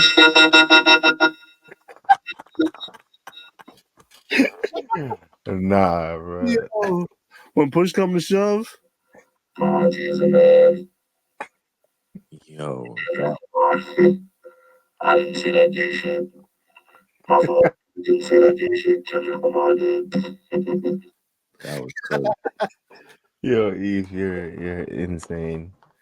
Oh man, but anyways, nigga got 4 moves, bro. What do you expect from him? A heater? Come on. Yeah, you'll get in the lab with Tyson Kidd. Yo, they said, well, they brought this up on Raw. They had the Priest and Jey Uso segment. This wasn't this past week. It was like, I think it was last week on Raw. And Jay said, no, Damian Priest said, you just another guy the company gonna feed to me to make me look good. I was like, bro, we shooting? Like, yo, like that's exactly what it is. Like, he said that to Jay? Yeah. The exact words came out of his mouth. I'm like, oh, we shooting, because that's exactly what this match is. Priest sucking that shit, man. I told you that boy was good. You did? You did? Right, so we all got Priest? Yeah, Priesty. Yep. Priesty. All right, man. Let me hurry up and get out of here. Calling this nigga Priesty. Go, you eat. We got Nay. the I was about to call it a dream match. Hey, for some, I guess. Yeah. Cody Rhodes versus AJ Styles for the WWE Undisputed Championship. Gotta go Cody, man. This is his first defense. Thanks. So yeah. Match should be one of them ones though. Should be. I think it will be, actually. AJ hasn't given us a stinker in a minute. So, yeah, this match is going to be a good one, I believe. Cody's gonna come out with the win for sure. I need to see a Cody cutter into a Styles Clash. No, you don't. Not after what have you seen Cody and Carmelo Hayes on SmackDown. Yeah, We ain't gonna see a Cody cutter for 5 years, bro. He's not. Yo, Triple H was like, if you touch that middle rope, see what happens. Word. No more Cody cutter for you, bro. You ruined it. Yo, Carmelo Hayes, my nigga, I fucks with you. You almost killed Austin Theory. Now you had this mix up. Hey, I don't know what it is. It's not his fault though. One wasn't his fault. It's not. Trust me, I know, but it's not a good look. It's just not a good look. Vince would have had you on Level Up the next week. So yo, he would have been what's that? What's the show on Twitter called? The X Show? Speed. He would have been on Speed. Oh shit. Yo, speaking of Speed, yo, Ricochet is the new Speed champion. Shouts to Ricochet, man. Nice. I did see it. You know what? I do like the concept of Speed. Because I watched a couple matches and it's like, wow, it's already over. Nice. That shit is trash, my nigga. Yeah, I don't. It feels like literally every match is all right. Let's go home. They just rush into all this shit and then do it.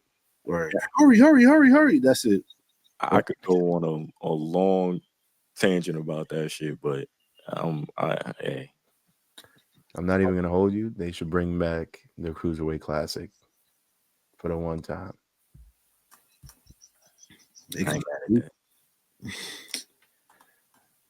I'll keep my comments to myself. You ain't like the Cruiserweight Classic? It was cool. I liked it. It was all right. It was all right. Bro, that shit was... It was cool. What you want me to say? It was a moment in time. A moment in time. Bro, that Cedric Alexander versus Ibushi match. I think a moment in time is funny though. What's that meme going around right now that's just like niggas harp on a mid Carter's moment from 10 years ago? That's exactly what Manny just did. Yeah, oh my that's god, what niggas is doing with Shinsuke Nakamura and Sami Zayn, that match that they had at Takeover.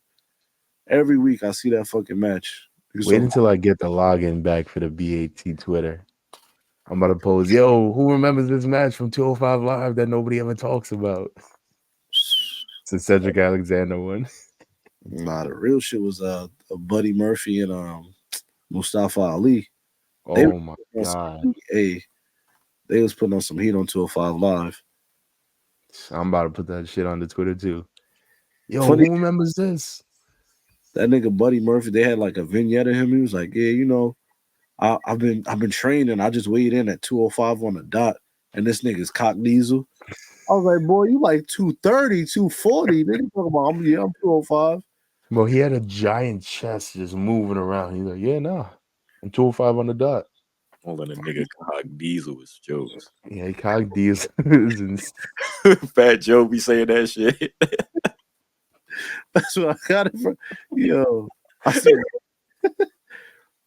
seen the craziest meme of Fat Joe today. After that Kendrick shit, it was it was when Fat Joe was like, "So who gonna tell me that I can't say nigga?" I was like, yo, Joe, you wildin'. I thought you were talking about. He just put out a video today where he was like, "I just shook Embiid's hands, and it smells dirty." He said, "It's dirty." Yo, Fat Joe is a funny dude, man. Yeah. Oh man, what else we got? Well, that's the main event. Yeah. So we all got Mr. Rhodes. Yeah, man. It's the only way. There you have it. France getting 5 matches. Hey, man. And it's only one Raw match on here. That was interesting. But hey, carry on.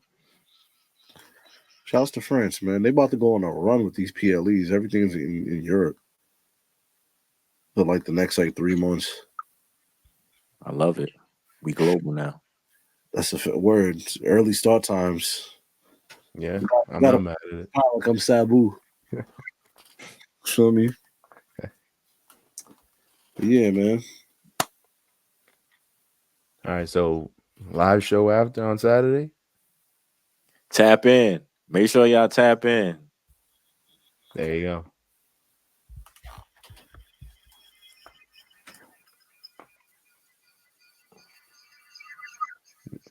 Do we have like an Indies Aren't Real or something? This edit gonna be fire. What we got next? We got any Talk to Me Nice or something? Nah, I didn't put up no TTMN because I figured, Greg and then the predictions and everything else. So I was like, I don't want the show to be too much. So we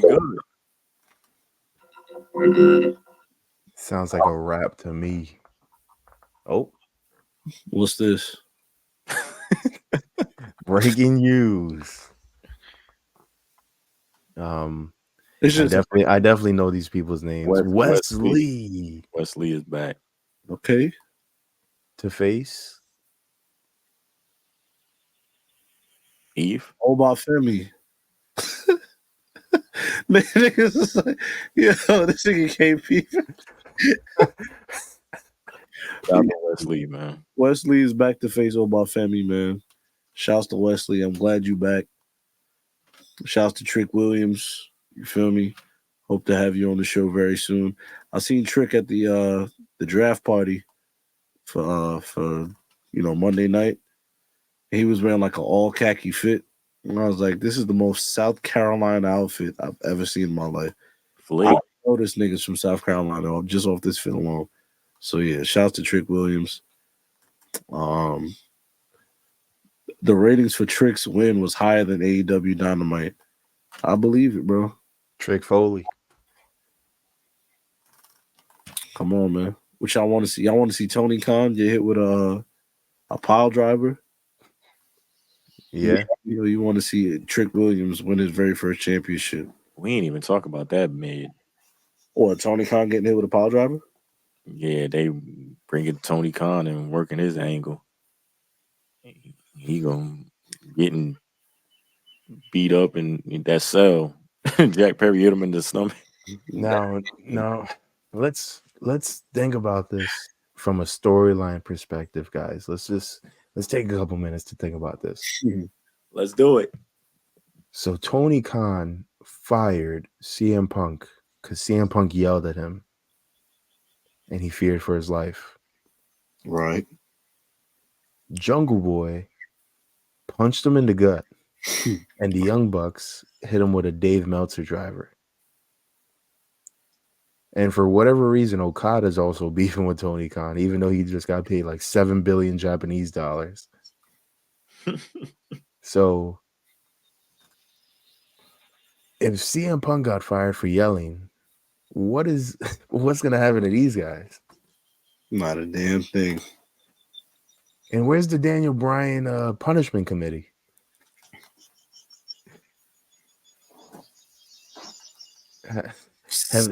Have they gotten together to be like, hey, you can't pile drive the billionaire son? Yeah. Yeah, no. Boss? All I know is that Shahid Khan came out there like, Tony, you have to stop with this bullshit. This crap junk bullshit, Tony. You have a draft in one day. That's how I figured Shahid Khan sound in my head, man. But with that fucking Shahid Khan is from Oklahoma and he was born in America. He doesn't have an accent at all. He does to me. Nah, he definitely does. Come on, he was not born in Oklahoma. I was like, with a mustache like that tyrannical ass mustache. Yeah, you think he talks like the Iron Sheik? The hell yeah. He does those fucking things. Yeah. Tony, stop with this bullshit. You're playing make believe, Tony. The fuck are you doing? Yeah. Shouts to Shad. Yo, if you ever take some time after this pod to look up how he became a billionaire, it's the funniest thing ever. That's the first thing I do. As soon as we turn these off, definitely going to do that. That is the first thing. Nigga said the dislikes on this clip going to be wild. Why? Because we have Because Tony's a fucking idiot. Bro, I'm so tapped out from AEW and they bullshit, bro. I honestly don't care, bro. They just put on a 7-star match a week ago. I see but there's the difference between the pay-per-views and the shows. The shows stink. Why is that? Why is that the case where the pay-per-views sell out, they put on bangers, and then when it comes to the regular TV show, it's a dud. That's the easiest shit to do is put two fantasy book to put two niggas that you think will put on an ill match. That's easy. So you put that on paper, make a match card. Yo, this person gonna face this person gonna face this person.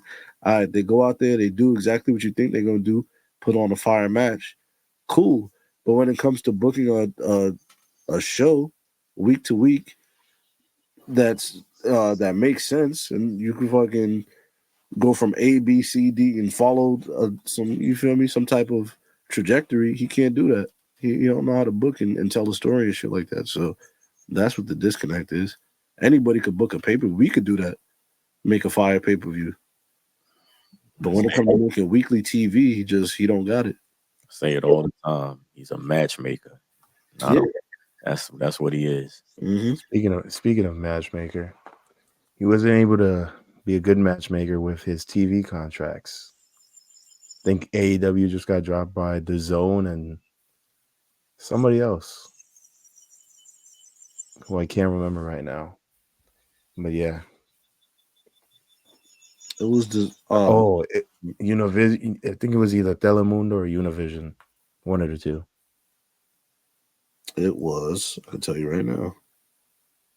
It was Univision. Yeah. There's only two of them. And I was like, what is TU? Yeah. But yeah. I mean, they gotta do something. I think it would help them if they were on Max.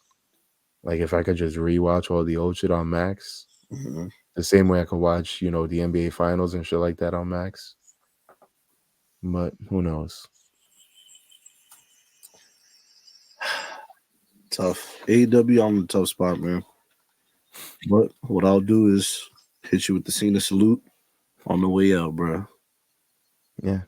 And Tony tried to sell, man. Because you definitely. But I don't know what happens with AEW. You're gonna wait and see. It's a waiting game. Tell me. I know parents like Shahid Khan, man. He seen that shit. He was like, Tony, you got to stop with this bullshit, man. We got the Jaguars to worry about. We just hired Mac Jones. Come on, man. What's the soccer team they own? Fulham. It is Fulham. Yep. So yeah, man, they got bigger fish to fry. AEW is on the lower end of the totem pole. I think Tony helps with both. He helps with running both things, the Jaguars and the soccer team. Come on, man.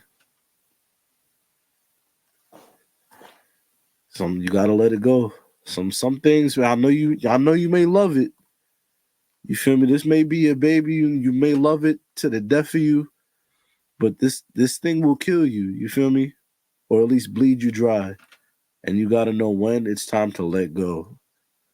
It was fun, but we got to cut ties, man. We got to let it go. And his pops was going to be the one to speak that shit to him, man.